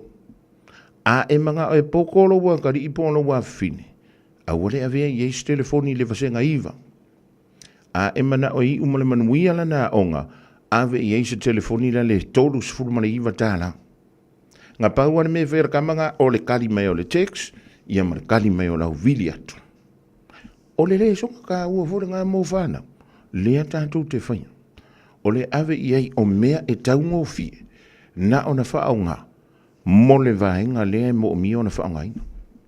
E ua kako ke whaamakanga ngā inga ia mo meo kamiki. Ngā umala ia e whaimaki. Langa kamiki e sele whailonga leo. Se ilonga lako ka maafa ko ia leo ngā whiwhapea. Ngā awelo fo i oile a inga ole ole ka maa ia pole a inga or ki ngā leo saua isia. Te ngai. E rea ie ole la umarkau sanga o kou maafuka masi o kari masi o wafing. Ngā ngai asoa ngai aru i o. A sau foi la ka usui la nga mio. Ole ana maka foi yo ka ko foi. Ko ka ngoi ko ka ila no la mio. Ai le ole anu wa wa lo wa. Yo wa e fa long voi le wa makan ka scratch mai la wa ai. Yenga fa per yanula pule holi. Ya la pule di orang wenga ka ko. O le ngā rue ngā kako, aua kako ke whaki, I mea sa kako whiwhi I iasola, o le mea o le televou. Aua I ke whaki. E kere I whaki ai lau kou anu I o. I lau kou anu I o le ngu, ki ngā kāre sa, a rai ke arua koe kūku, e ka ngomongo lima ka lai le au leo sa.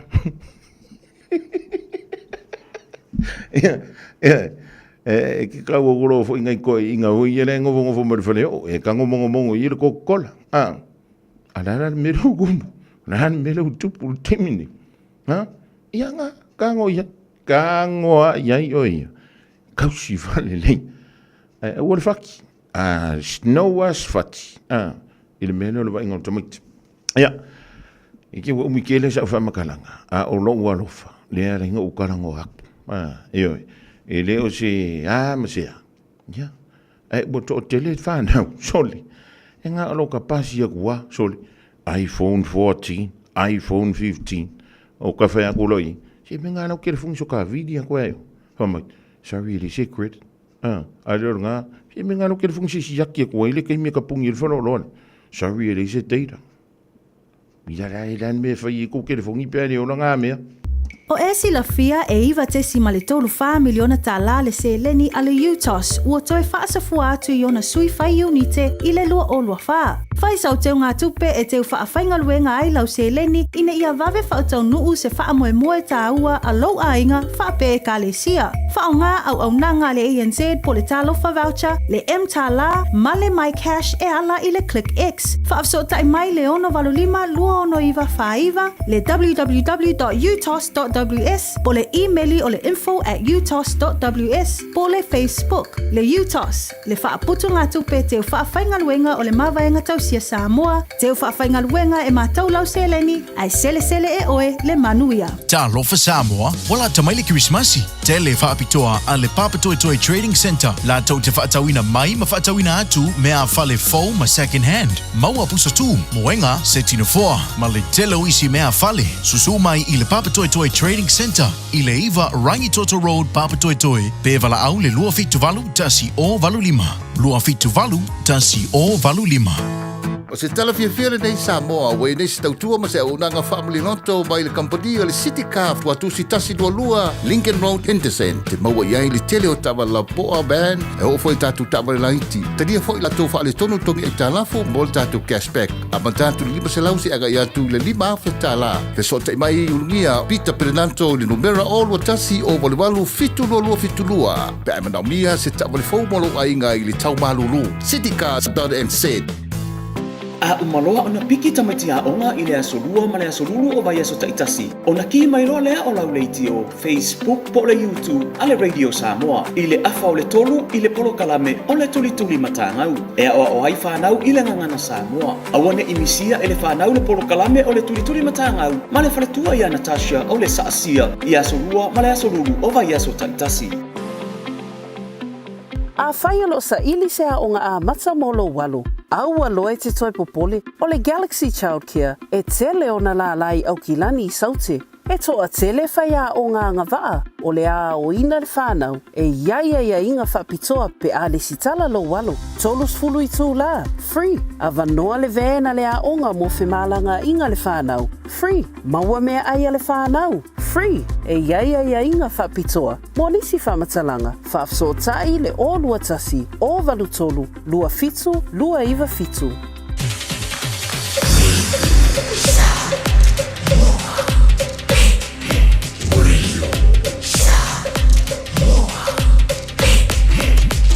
Tasi lima iwa tu, amo.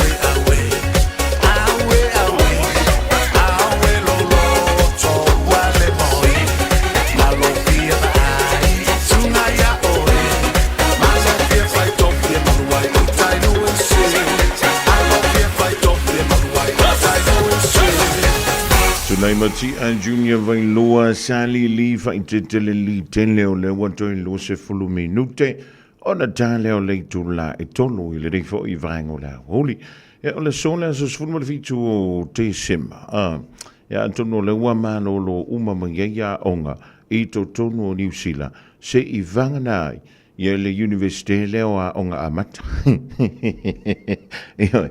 e whaau pia ia mea nawa o ngā amata. Mō whanau, i lalo i fōle ta i lima tau sanga le mātutua. O le polokalame lao leo au li Fofogamua o loo langolango ina i le temilere. E le tautua a lea o ngā amata ua whaingo ino le Galaxy Child Care. E te leo na la i au ki lani sau tenei. Na o wanga i ala i lunga o le upenga te wha i langi ta i lalo i le Galaxy Child Care. E ona e maua i leo whaamatalanga uma e langata i leo le numera i te wala au iai. Pe a whaio nei le i aisia o ngā amata e lesi talai i a sio walo mo le tausanga. Fo e o lawa i le temile rei. E le i au li antu i a Sofia Fia.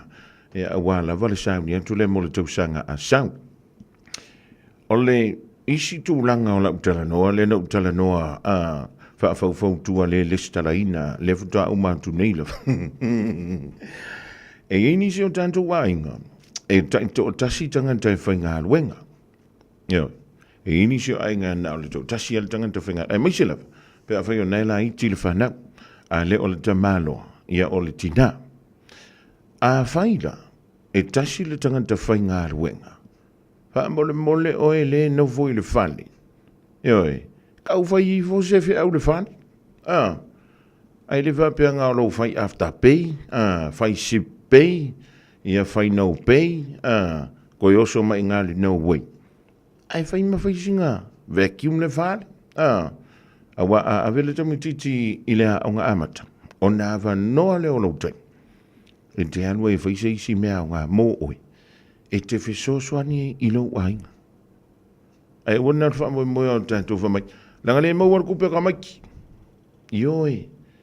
E alanga mai le kupe nga. Wanga ar sifuru vanua kau sanga or kamikiki.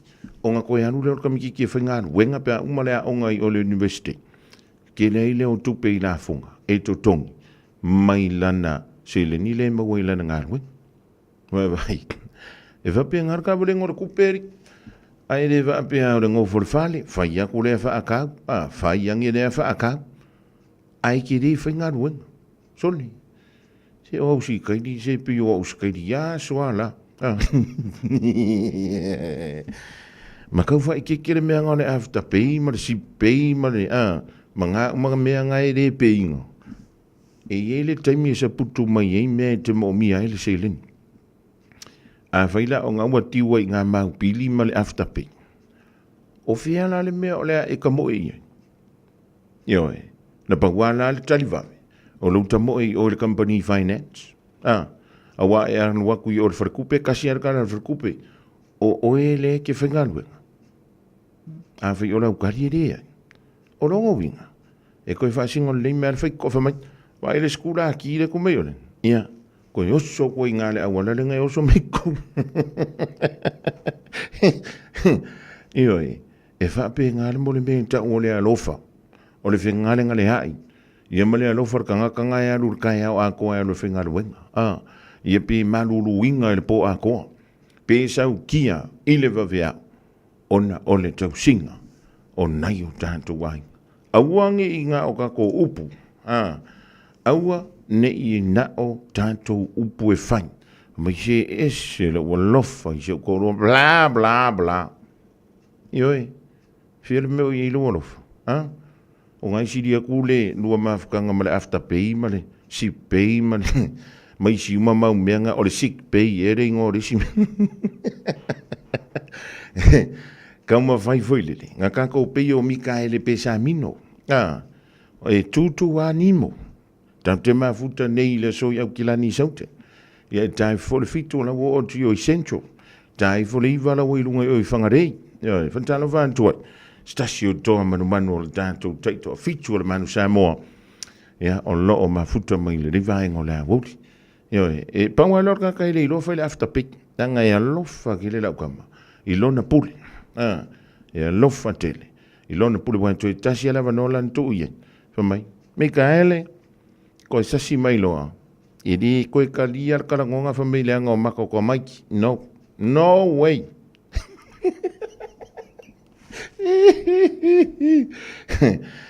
Tana wantu ia Arona Sila. Nato Dala. Ia. Whianga I. Kūrewa moso. Ui, sone. Pipi bang. Ioi. Karo whai.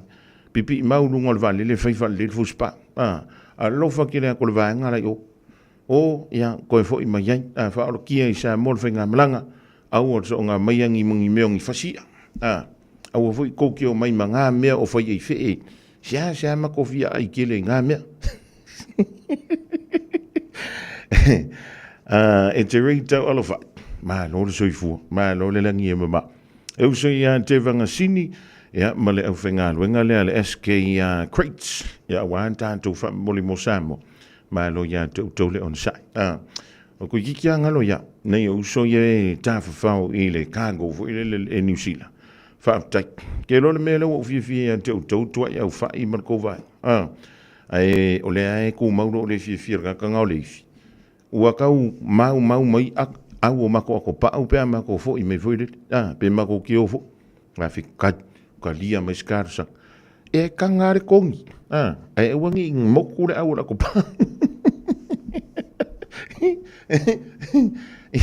e kangalo kango ako la ko pa pe velo le pusau e wangi le anga me ngai kong yo fa mo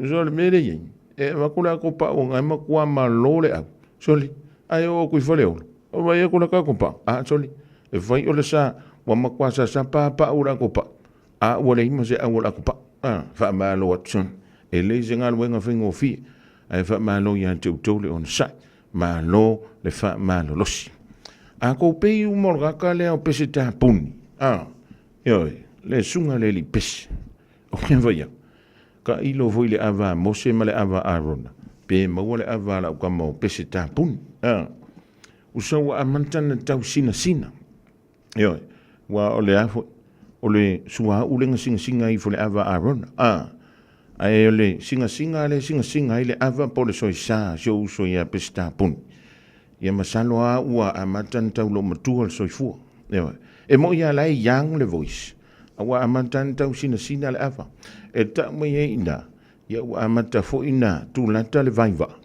ya wa fo ya sofia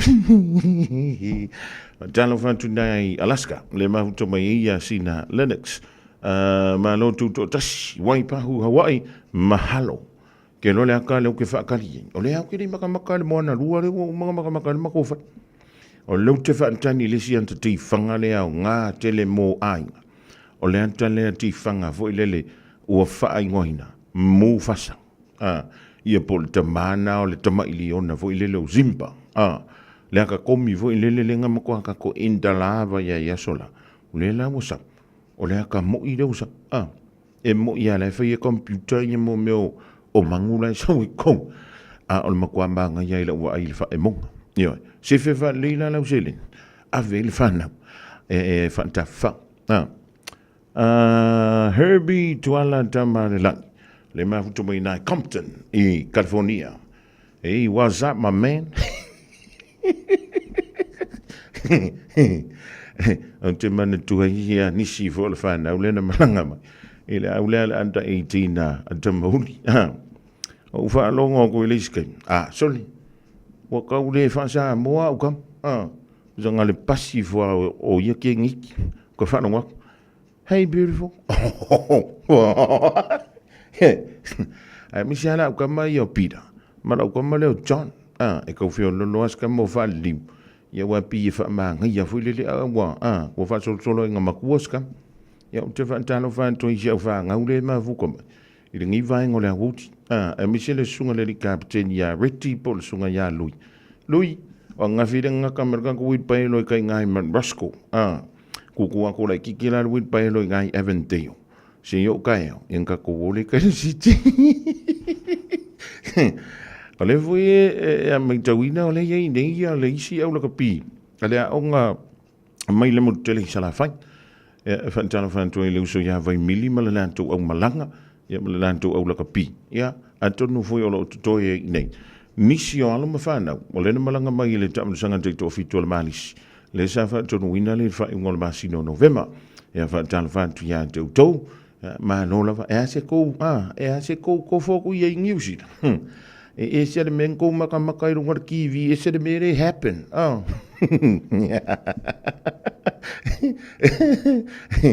e se ale me voi le fa mai Se la fo me zau la fo me ska grid. Ku sanga de ka ape ole a inga e o whenga luenga. Ai wa ai rau kangi. Yang we lonely. Yo, e fa pe nga leo langa ingi. Ku sanga nga hawa pe pongisa. Mo moe ka ngaka. Nga wa o whenga luenga. Ai ngu foi pe nga. Awa lava ke kango e loke shape. Awa ke kango e loke skangame. Nā pata inga lona lua mō mātua o pepe whau. I le taimi nei, o loo whaatupula i ai le talivivini i Aotearoa New Zealand. E silon pipisi mai mawhai o lamati ai pepe whau whaatu a whananau mai. Ai mai se lava i le ono vai aso mō mua o le tu e ina ma le tina au la ititi tele mō le tui. O lea, a whai o le tina po se tausitama, caregiver, o le whai o le tui pui pui o lau pepe mai le whooping cough i le taimi te tau, o le awala sili le nae pui pui ai mai le pisia, infection, ma whaiti ai a fianga o le wha mai. O tui e le se tutongi mai whaia pe a ono vai aso le matua o le pepe whau, o na tue whaia le tolu masina ma le 5 masina. Ia wha so o tai lau fo mai masani e wha mau pe poka aso mo tui pui pui. A whai o misia le tui mua mua lau pepe, po tui uma, a wal popole ai tala noa lau fo mai. Tātou pui pui a tātou oloa po taonga sile o na tāua. Tau tua nā le tui pui pui, immunize. Tala noa lau fo mai whaatua tuaina i se taimi vave. O le R-Dash Travel, o le company numera tasi le taungo fio pasese mo fe malanga inga i Samoa whapea le malanga mai i Samoa i New Zealand ei. A whea de loa i le ofisa o le R-Dash Travel, tasi valu lima Great South Road i Manurua. Pe vili mai i le telefoni i tolu i valua o wha o o. Tolu i valua o wha o o mo le R-Dash Travel. Ta lofa Samoa, wala tamaile Christmasi. Tele whaapitoa a le Papatoe Toi Trading Center. La tau te whaatawina mai ma whaatawina atu mea fale fau ma second hand. Maua pusa tu, moenga se tino foa, ma le telo isi mea fale. Susu mai i le Papatoe Toi Trading Center. I le iwa Rangitoto Road, Papatoe Toi. Pe vala au le lua fitu valu tasi o valu lima. Lua fitu valu tasi o valu lima. O e mo mia singaluenga le customer service, hospitality, po le avea fo ima leo leo. E te leo mautinoa, po o fea a matai. I le MSL training, mātou te whesoa soani atu. Mātou te malama lama, o le amataina po le toi fo i atu i aunga. E mawhai ona whaawhaina tā. Ai olo o iai le mātou au whesosoani wha maoni. E taita ia malangolango ina oe i lau malanga. O le MSL training, o se ainga. O se no fuanga i langolango ina oe, e wha malo si au, ma wha manatu atu lau sini wha atu. Asi i le msltraining.co.nz. Pevala au loa, le o valu se lau, lua lua, fa, tolu valu. O lolu manai, e a mata atu, i inei. Radio Samoa. Taslima iwa tolu. Amo.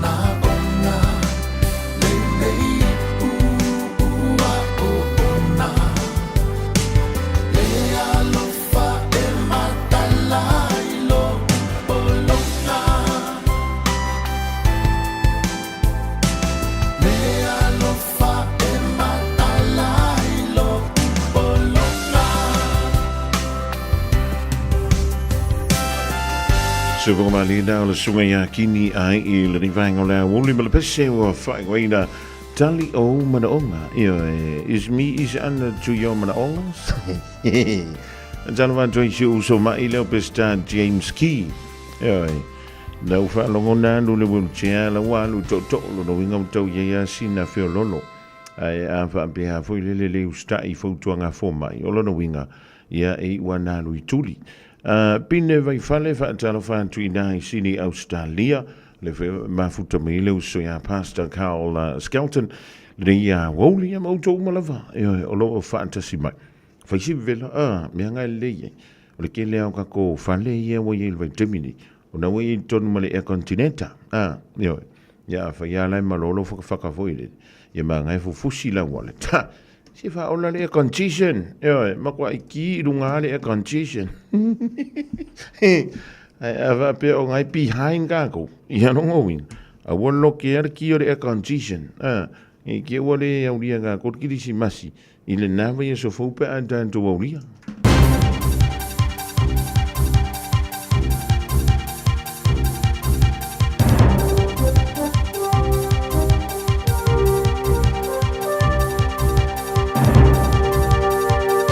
In this update, the Finance Minister says she'd consider again making the foreign buyers tax a revenue-gathering option with stark figures in today's reveal of the government books. The expected surplus has been pushed out from 2027 to beyond 2030. Taxing foreign buyers was part of National's tax package pre-election, but it was vetoed by New Zealand First. Nicola Willis says under the coalition deal, it's currently ruled out. I'm always open to people changing their minds, so I suggest you put that question to Winston Peters. And Winston Peters confirms his view hasn't changed. Well, go back and look at the trade agreements we've got and tell me how it can be done. Political editor Jason Wall says the Finance Minister is aggressively driving down expectations of anything new or shiny in next year's budget. Essentially saying you will only be able to get new budget initiatives for your departments if it's an emergency. Anything else, don't count on it. Nicola Willis is not having any of it. Hopes changes to work visas will help retain skilled overseas workers. The Immigration Minister says updates to the accredited employer work visa coming into effect in March will support the economy.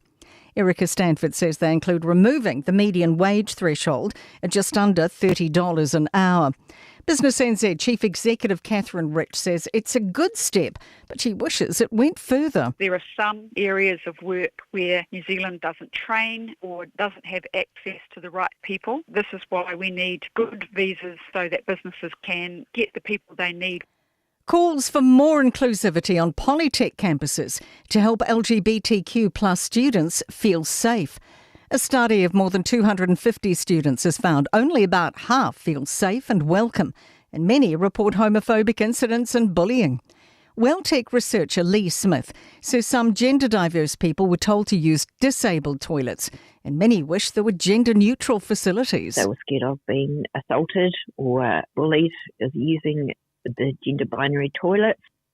And that's news. In sport, New Zealand have won the third and final cricket test against England by 423 runs, but lost the series 2-1. Andrew Alderson reports from Seddon Park. The visitors resorted to swinging the bat and hoping after lunch, or, in the case of Ollie Pope, surrendering to a reverse scoop off Matt Henry which hit the top of the stumps. That farcical stroke suggested Heathrow was front of mind. The flaccid finish shouldn't take away from the convincing Black Caps showing to end their test summer before Christmas. The 423-run margin equals New Zealand's largest win by runs and marked an appropriate farewell to Tim Southee after a 16-year, 107-test career. England captain Ben Stokes didn't bat in the second innings due to his hamstring injury. And that is sport. I'm Raylene Ramsey.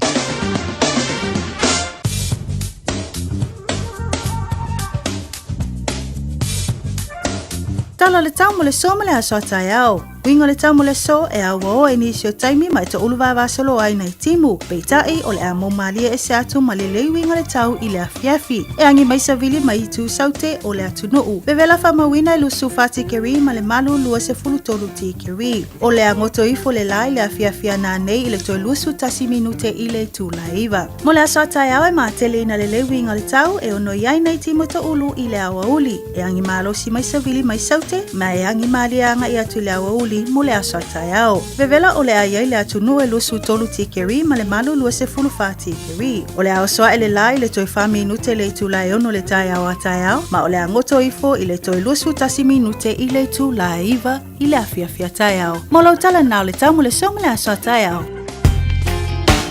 Radio Samoa Tasilima Ivatolu Amo Radio Samoa. Tasilima Ivatolu Amo.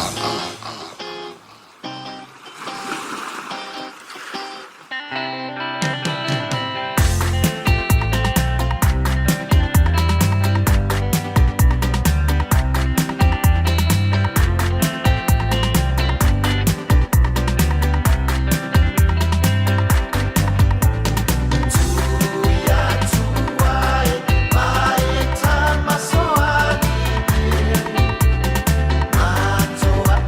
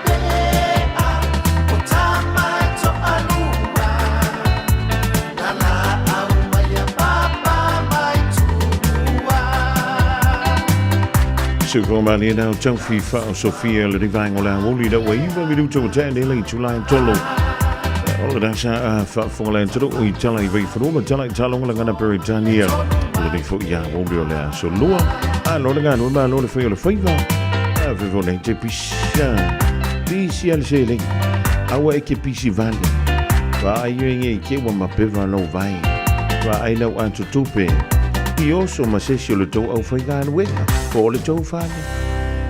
Ta lofa Samoa, wala tamaile Christmasi. Tele whaapitoa a le Papatoetoe Trading Center. La tau te whaatawina mai ma whaatawina atu mea whale fau ma second hand. Maua pusa tu, moenga setino foa. Ma le telo isi mea whale. Susu mai I le Papatoetoe Trading Center. I le iwa Rangitoto Road, Papatoetoe. Pe wala au le lua fitu valu tasi o valu lima. Lua fitu valu tasi o valu lima.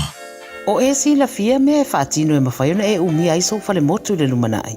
A whai fo i sou fale motu, o e si la fia me whaiona whaatino ni isi o fuafuanga e whaonga ai le equity o lo fale. A wane e misiere por kalame o le malu I fale.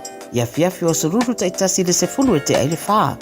O le a e si la fia ai au wala e mawhaiona e umi se fale motu le lumanai, ma wala e whaonga ai le equity o lo fale motu e whaata wai se isi o fale. Le por kalame o le malu I fale. Ia fiafi o sorulu wa yaso taitasi se fulu e te aile whaa.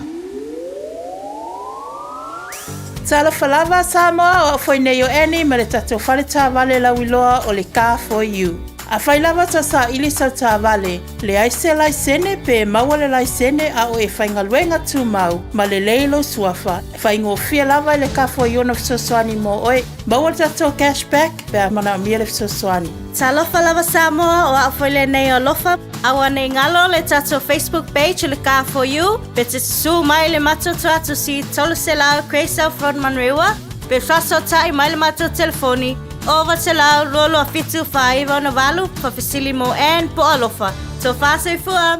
Talofa Samoa, o Atish Narayan, o le Licensed Immigration Advisor mo le Auckland South Immigration Consultants. E visosoani mo so se tu ai ngā visa e malanga mai New Zealand po Australia. Telefoni mai nei loa I le o walu o tasi o no walu wha fitu lua. Po le o lua tasi o no walu fitu lua tolu o.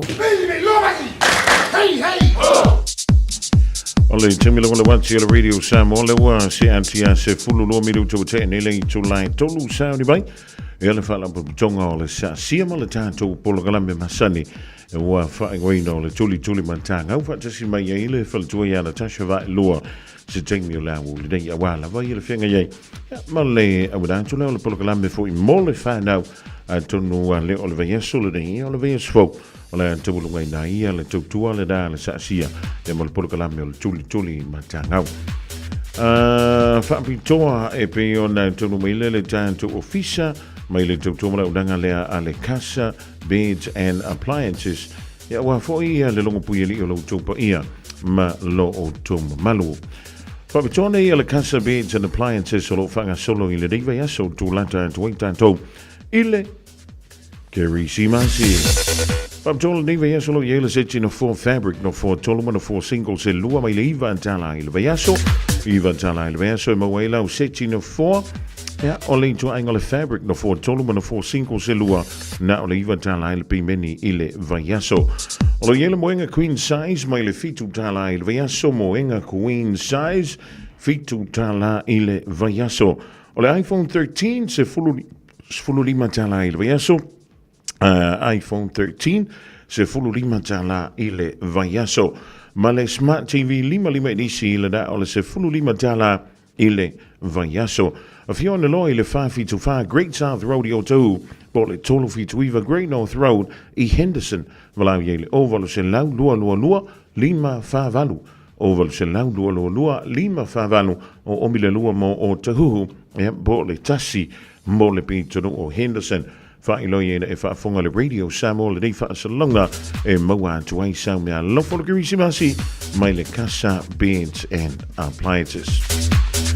O nisi nawa tātou whaasilanga leu toro wailo fisai le dei fo I vaengo le Aoauli o sau li mai ele whane wa onga mole polo kalame o whaingo ino le tuli matanga.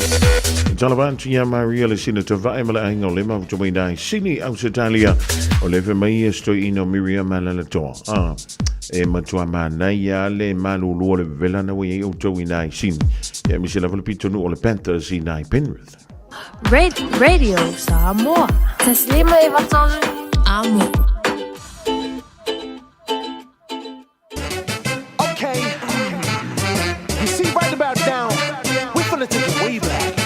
We got live reds in the building. 6, 5, 1. Wait now, bada boom, bada bing. That stories of tone, commentator. Too good, no control, I'm a simulator. 651 lion, this collaborator. Someone left hook, coming to my data. Eastside P-Town, 5024 click. Creekside, shout out to my brotherhood, I'm homesick. But you know this, you got me singing la la la ta ta la la la.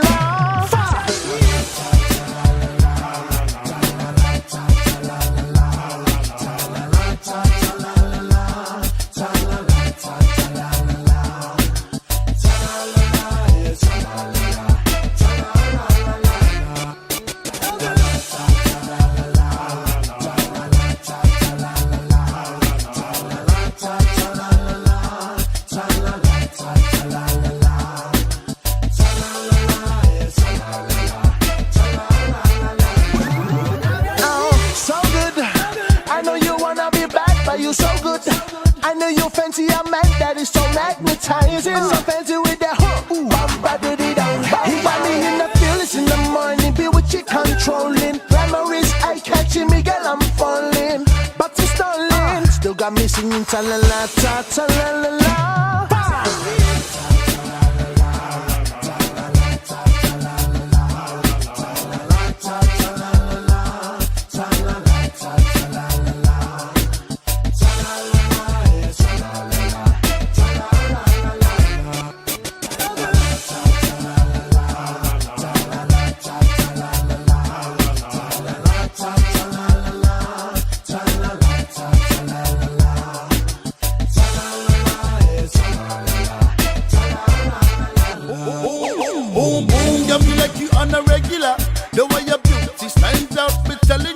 Woman, those eyes got the fuse all over your face, speaking your body language, cause me feeling the same.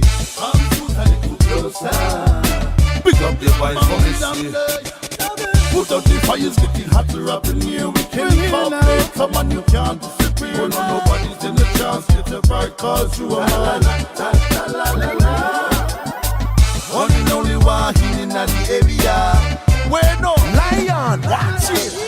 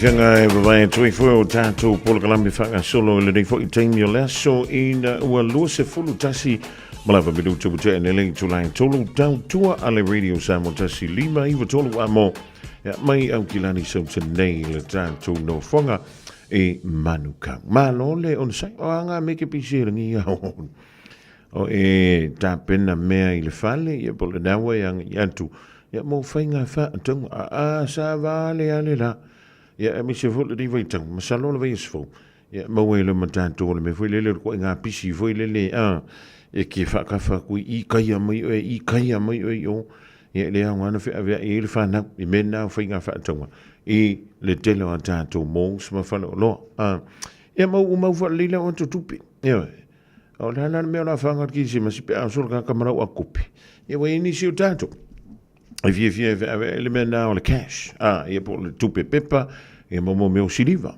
ia I fo le totele ia o le if fa ngale ka ia ma le tua lai tampo ni puni ia mo meu o nang ilanga ia tulele ia so mano lo grisi massima le boxing day ia o tele lo pe tala tu ia so nai tu atu ia e manga fanga fo le menta wana mo o emisio ainga ia mi se fu ia tatu taval o le ai alu ilunga ia le foi numero tangata se lava meni o tupulanga talavu se fie ave mo kava ia loka fa leila o tavale ave fa fo la o telefoni lona lua ia e tu e la no fo o telefoni lona tolu ina ia saunga mo tatou tangata whainga luenga wha vai tangi o se tala fia lau te whaitau atua I lunga I o le wha pia mai le tala o le ufofua le whainga maa lo a New Zealand e whaia ni swinga I le vaenga le wata o le Accredited Employer Visa ina ia whainga o fia I mo pisinisi ia le whainga a whainga luenga ina lea o tangata mai nisi o antunu e au fia ila matanto I Samoa o lea ua mai o na pasia ia pes malilia le ka penenta in principle o lona winga e leise mea o sainia o laua ma fau ia I le temiledeng ina ia au mai I tutonu nisi o swinga se lua mo seasonal visas ia mo ngā luenga whawai tangi tono New Zealand ia mai se aso o le tausanga fau late 2025 o nisi o vaenga au fiai o le whamai e amata mailo na whamaluina I le masino mati I le tausanga fau mua e ave e se elementa o le median wage threshold ina ia whapelea ona lea la ngā tutawai I company ona la tutongina ia le median wage ia polo to e ngā tutongi fo ilele e tausoso atu I le tutongi maualunga I tono New Zealand ia po se tutongi maualunga atu ina ia whapelea ona hanga va ai ia tangata I visa ia whainga luenga mo ngā luenga whawai taimi lua whaititia o le experience po o anga va amato mai ilona whaatinonga mo I lātou ia o lenta ua o low skilled workers ia po I lātou fo ie e le o iaini a lātou whailonga aloa ia mai o university ia o le tūlanga pe o le iain ia ta ilua tausanga I le vaenga le da tolu visa mo I lātou fou o lo tālo sangina ia le lower skilled ANSCO level 4 e o antu I le 5 o le awa pelea ona iai ia pe lātou te umia mole tolu tausanga o le teminaina o le lua tausanga e mawhaiai ona umia e tangatanga lue whawai taimi ia lātou visa ina ia tutusai Malevaenga le wata ole maximum continuous state. Pi mana whala ngantu Australia ngā luenga whawaitim. Pi mana ta ilima tausanga la ia. Tātou ni New Zealand. Lua tausanga. Ama tātou i lea masino mati i tausanga fau. Leo le asiti atu ilunga ile taitolu tausanga. O isi vaenga o lo whape mai iai. E ia tatau. A ila touye apalai mo nei visa whainga luenga whawaitim. Ina ia mawhai ei on apalai pe tālo sanga. Manisi mo nisi visa whainga luenga. E au fiai foi. Ia me ia tā ua o student visas. Mānei. Ina ia whesoasoani ia ila tau. Ao ngā ruru e ai i to tonu o New Zealand. Ma wha apelea o na wha ngā solo ai a la tau tusi tālo sanga. Manga ia ke lele mele. Alu i lea onga, pia umana e alu e te whainga luenga. Mō ngā luenga whauwhale. O le whaimai. Ia, e na o le se 15% o ila tau e ngā lure ai. O lo mo mia na avea, ma tangata si tsin, ia pe na o le se 15% tangata. E te tau ona iei te tonu, i le toi ngā luenga lea. O tangata si tseni, po o tangata no whamau ni sila. E pei ona iei le temilideng, ia le tolu se fulu ma le 5%. Ia o tangata whainga luenga i tonu i le industry lea, e te tau ona tolu se fulu 5%. Lona winga, ole a whaititia mai le tolu 5, a ngā ele se fulu ma le 5%. E te tau ona whaala wiloa e company, ia lanto wa tusi talo sangapo avano whainga luenga, ile matanga luenga leo le MSD, Ministry of Social Development. Ina ia mawhai ai, ona lanto iloa, ia mailo, pe oni tangata le lei nei tangata, pe oni tangata ustai. Ia, ai whi malisi whainga le wholo mai i tua, whamai. E elementa o le declaration-based model, e ono whataktai mai i le nātau sanga whope a tātou auli antu. To tongi o na maua, ia mo i lātou e whesosoani ai. Ia lātou whanau pe a whape whanau. E le valea, o le whās fulma le tolu wafi, tolu se lau, luas fulma lua tāla. E o antu i le 5 afe, valu se lau, whās fulma le whā tāla, i waitaimia e whai ngā luenga pe ngā luruai, ia nei tangata. Ia oskara whiwhia le mō tātou. E whoringa mai, e ongo āruarua, le ai masisi, e kokoi Samoa, on kako mai lorea, kako New Zealand birthday, e wa aisesi ke iau koi ki kira kipo, a le la karkirisimas. Aua e ki whenua, pe vevela al whare ngofo kongon wharkawa.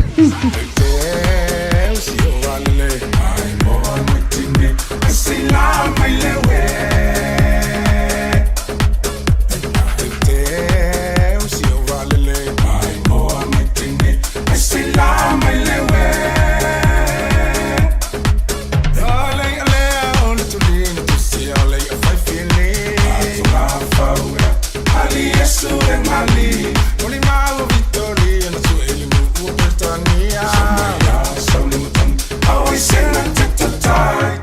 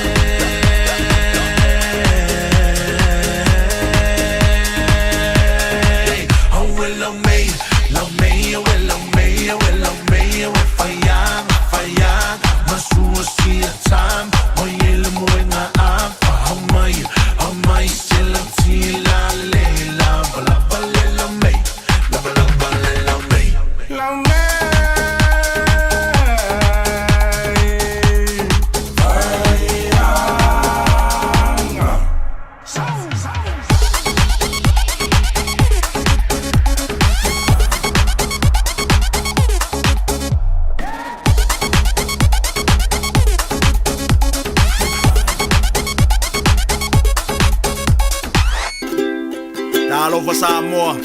Wa ule nei o kasputi alu, a wale sui ale ngila wa ule kio. A eva mai ina se fudu lima iwa kolu. Amo, Radio Samoa, vevela a.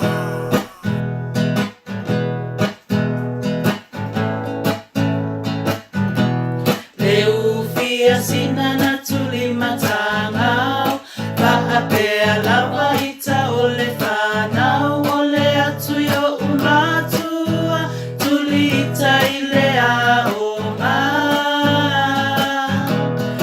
Matua awa ete faa ona pau ole fuasa eluluti matale upenga, aveia pisa molenu.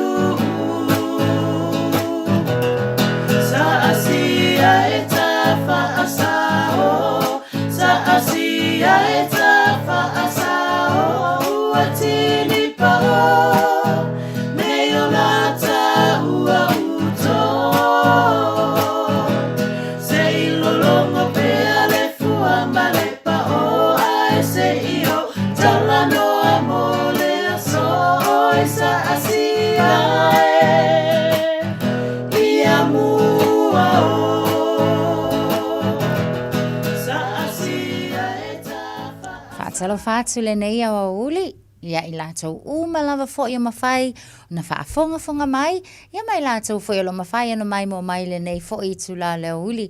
Polo kalame lava fōi a le whanau, se taimi fōi e mātou te tala noa ai, ia mawhai fōi ni a mātou tala, o sa mātou pese fōi, ia e whapena fōi o na sosoani lava i nei whanau, ia i le nei fōi vai taimi, to e whaatalo whalo i atu, i teine matama umalawa, o lo whaatatau i ai le polo kalame le nei a le tulituli matangau. Mana tua teine matama, o la tātou polo kalame, i taimi taitase tātou te mafuta ai, ia e a mata lava tātou i le tatalo o le whaatonu, o le whaasino manga lava le nā, o tātou, o lea e tau mawhai tātou polo kalame, whaamasani ma whaataitai i ai tātou, ina ia tutupu ma avea matangata mātutua, ia a o lea lava ua mautu le whaavae, o leo langa o tātou teine matama, ia mai le laiti, taimi lale nei teine matama, ia o le a whai fo i ai whai a ongal tātou te talo, i o no tātou a matai loa lea fo i le nei fo i awa uli, a ea, ia le lei, tātou i fo matatalo.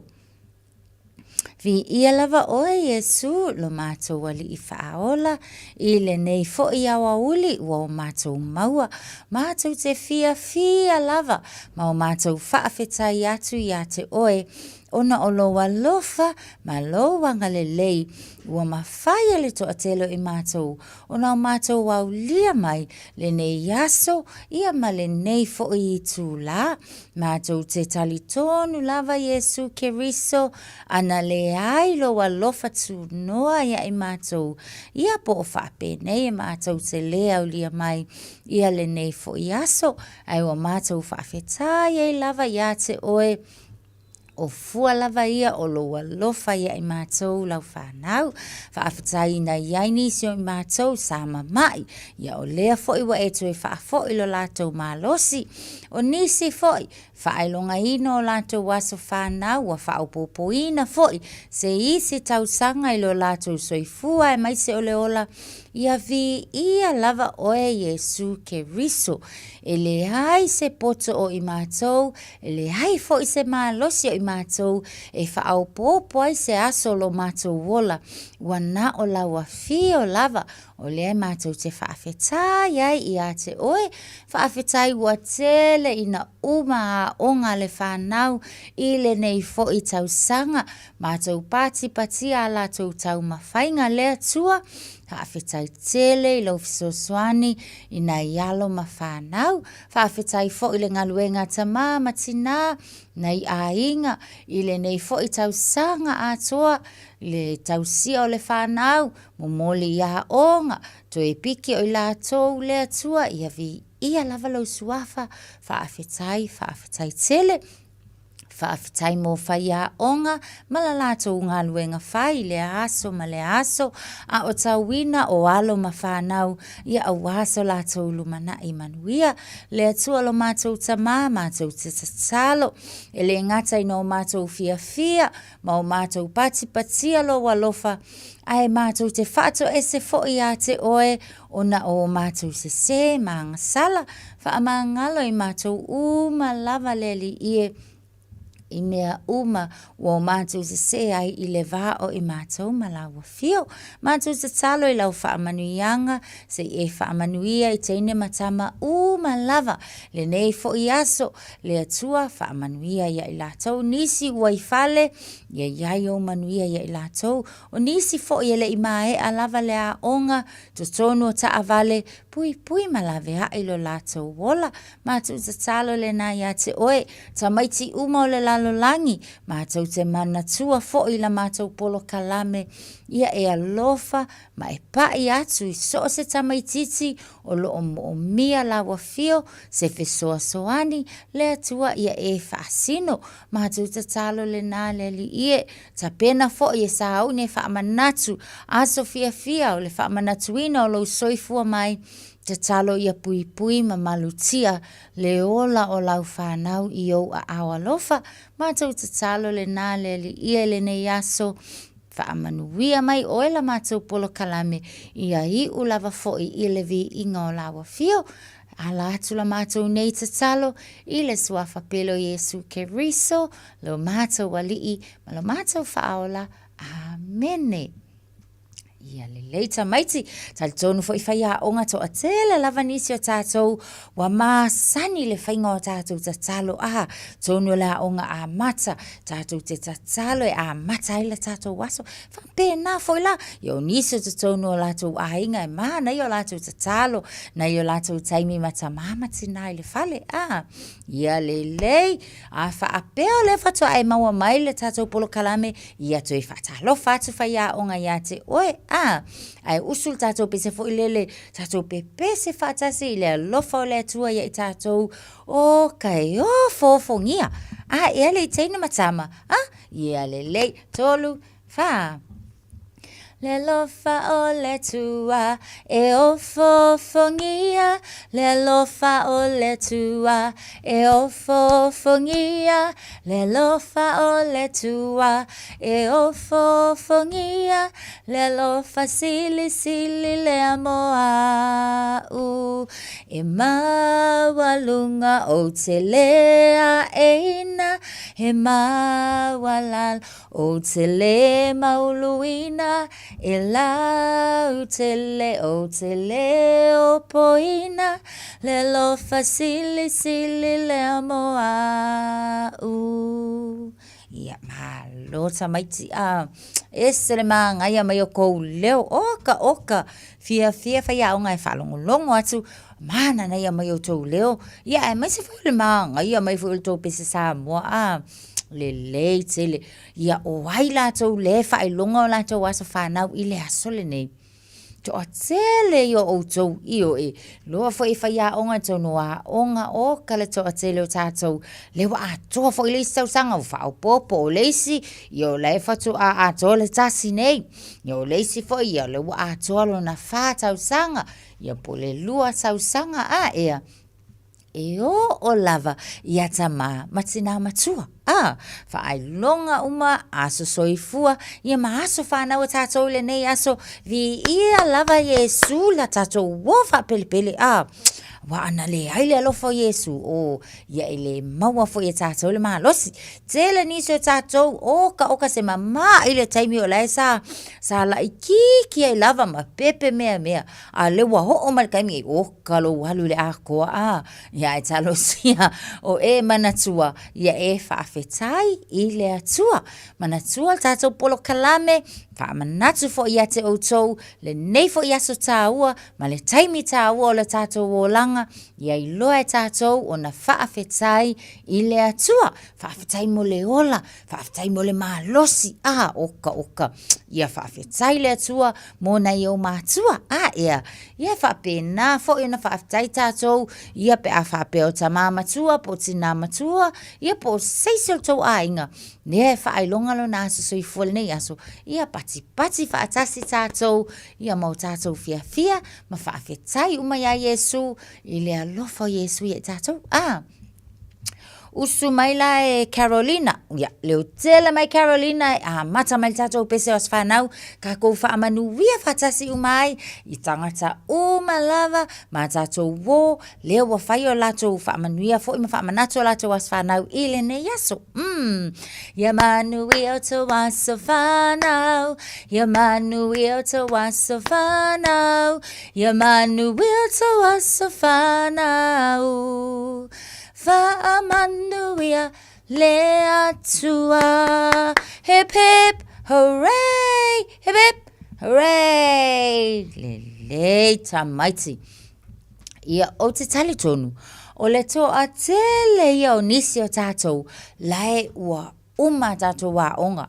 Malo, oka, Paki aku whai a onga mo outou. Ese le tau le lei. Ea.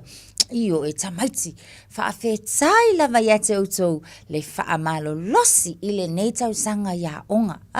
I le ngata fo ila ia mātou i le onga a mata, ia a o outou na i le a onga tūlanga lua, whaasolo atu le vaenga feo lolo, o atu ia onga maululunga. O lava ia i lātou university, oka, whaamalo lava ia te outou, o eselo o mimika ia te outou, io e malo le tau pati le nei tau sanga, malo le ono sai, malo le whaamalo losi.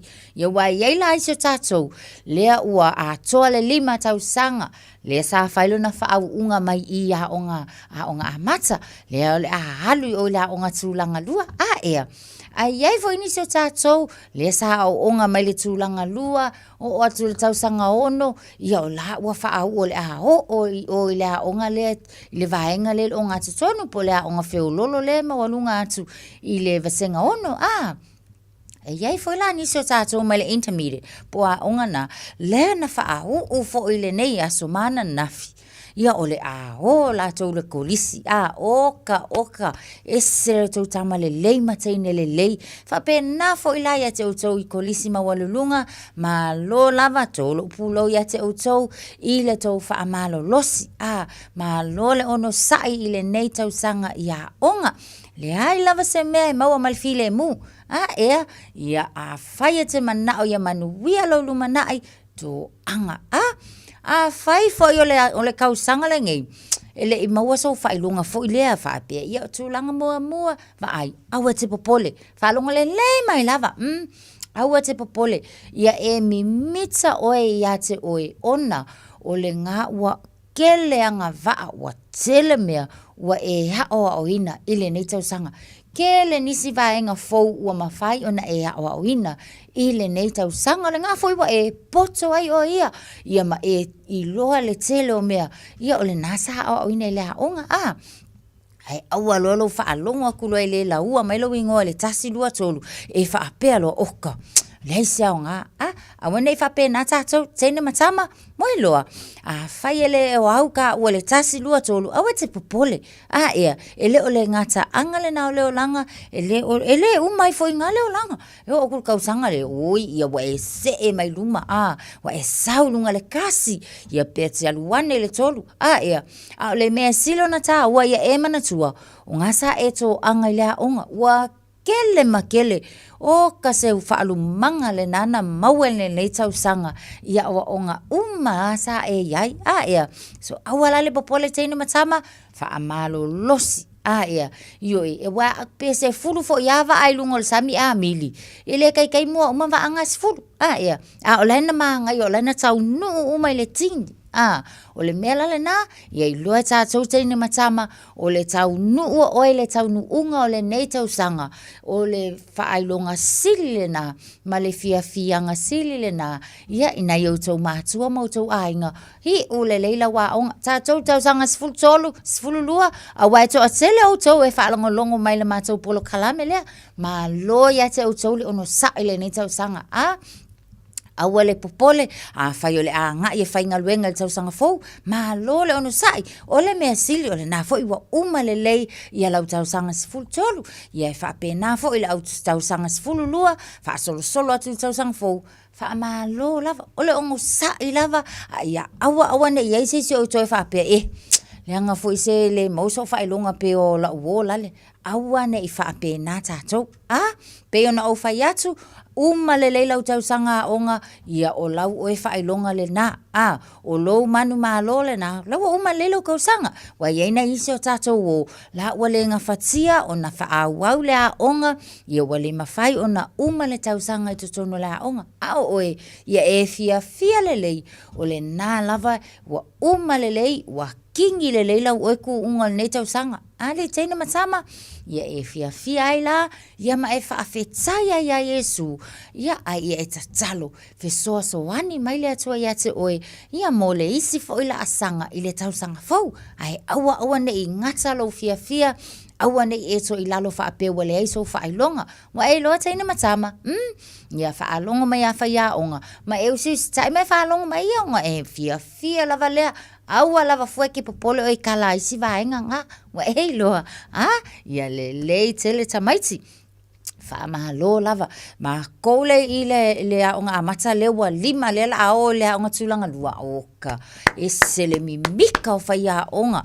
wha ai atu whaia onga ia tau sa hawa valia e mautou ofu wha au ia mautou pulou oka ia e tali tonu le whaia onga ua matua I e sa huni ma e ta pena o le e halu le kausanga fau I le tulanga lua ia le wha malo lale na whaia onga ia te outou uma lava whana wā onga uma lava I le nei tausanga ia e whapena fo ia mātou mātutua sa o onga fo I le nei tausanga malo lava le taupati ai teina matama o te fia fautua fo ila ia tātou la iti o na oka kei loa oinga uwalua ngei o le sino fuanga whaatau le toa tele o tātou la iti o la ua atu mo na I outou mātua wa le ua umalea onga ia ona ua outou fia o fo ili fale o loa tele mea mana ia tā whawhao ai ma mata ai whaalongo mai a outou woino fuanga whaitele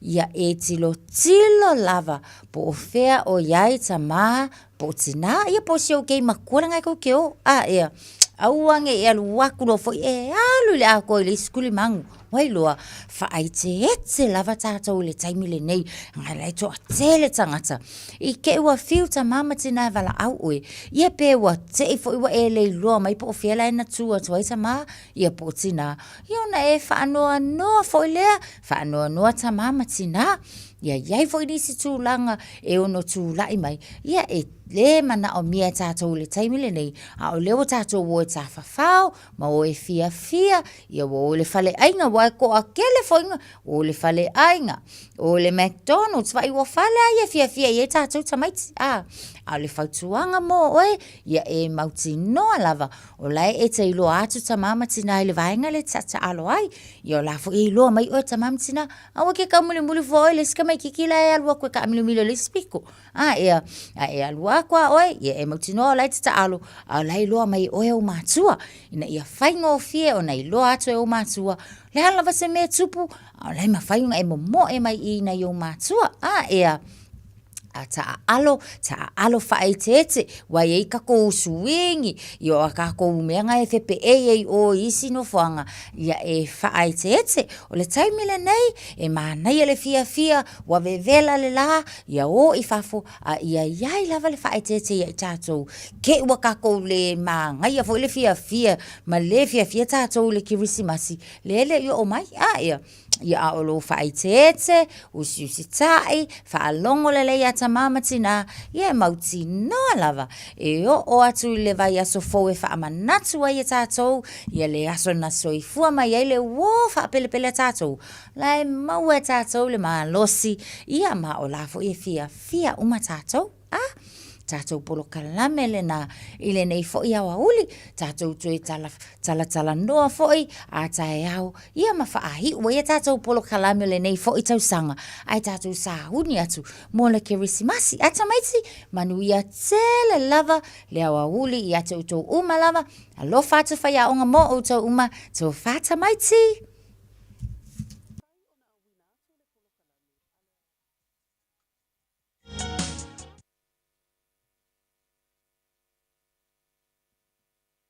Wa mawhai o na awina atu le polo kalame, a le Aoauli ma Fofogamua, o na o le lango malosi a le Galaxy Childcare. Vili mai loa, le o lua tasi, o valutolu, lua fitu, lua iwa fitu, e resitala ai lau walo.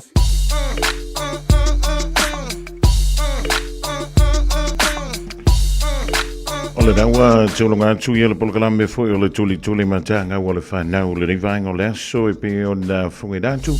Tama te ia le whalitu ia na tasha vai lua o le saasia. E Samoa e o te olonga atu i fui dama se tūtua mo e le ria so lua o le asangana o le tauta mali i le tātou mawhtanga. Poto le tauta ia le temi sasi i lana ai. Te le tuola o tau se fuama le mātou ne yola. Whiloa i la so atai au i lunga o le polo kalame o le ngā Aoauli Fofogamua i le tulai se fulu malelua i le aso atai au. Ma vianga e bestale a tau sa vea ma Isaac Baunga le o sao de bailo la sa. Tau te mafuta se o lia le tala fitu le fiafiana nei i le pola kalame o le nganga ifa o whaiwa. Maru i tele la singa o te toi o le ria so lua. Mani ele vela o le la i le ta ele i fafo le paipala i fafo. E o le toa ia paipa. O e te so fua i le paipala toa oi. O le mena vile le toa o i leo. Te ia la i lewa e no fua nei o le paipala i o le sela. Tolo ipa tautu, ma le penisula mai molino. Le tai tu pito ia pia, si o utau langa manaya. E fe pula fi mai sau o ata uma o fetu o le lani e sulungi ia umasia uhani a o masa vali le pasina se i susulu ia Samoa no uatulu se i fai mafianga ie mama atene matama olo sisi vai ma pepese matata lato tunele a oma ema de ilano ole niu na o masia upele.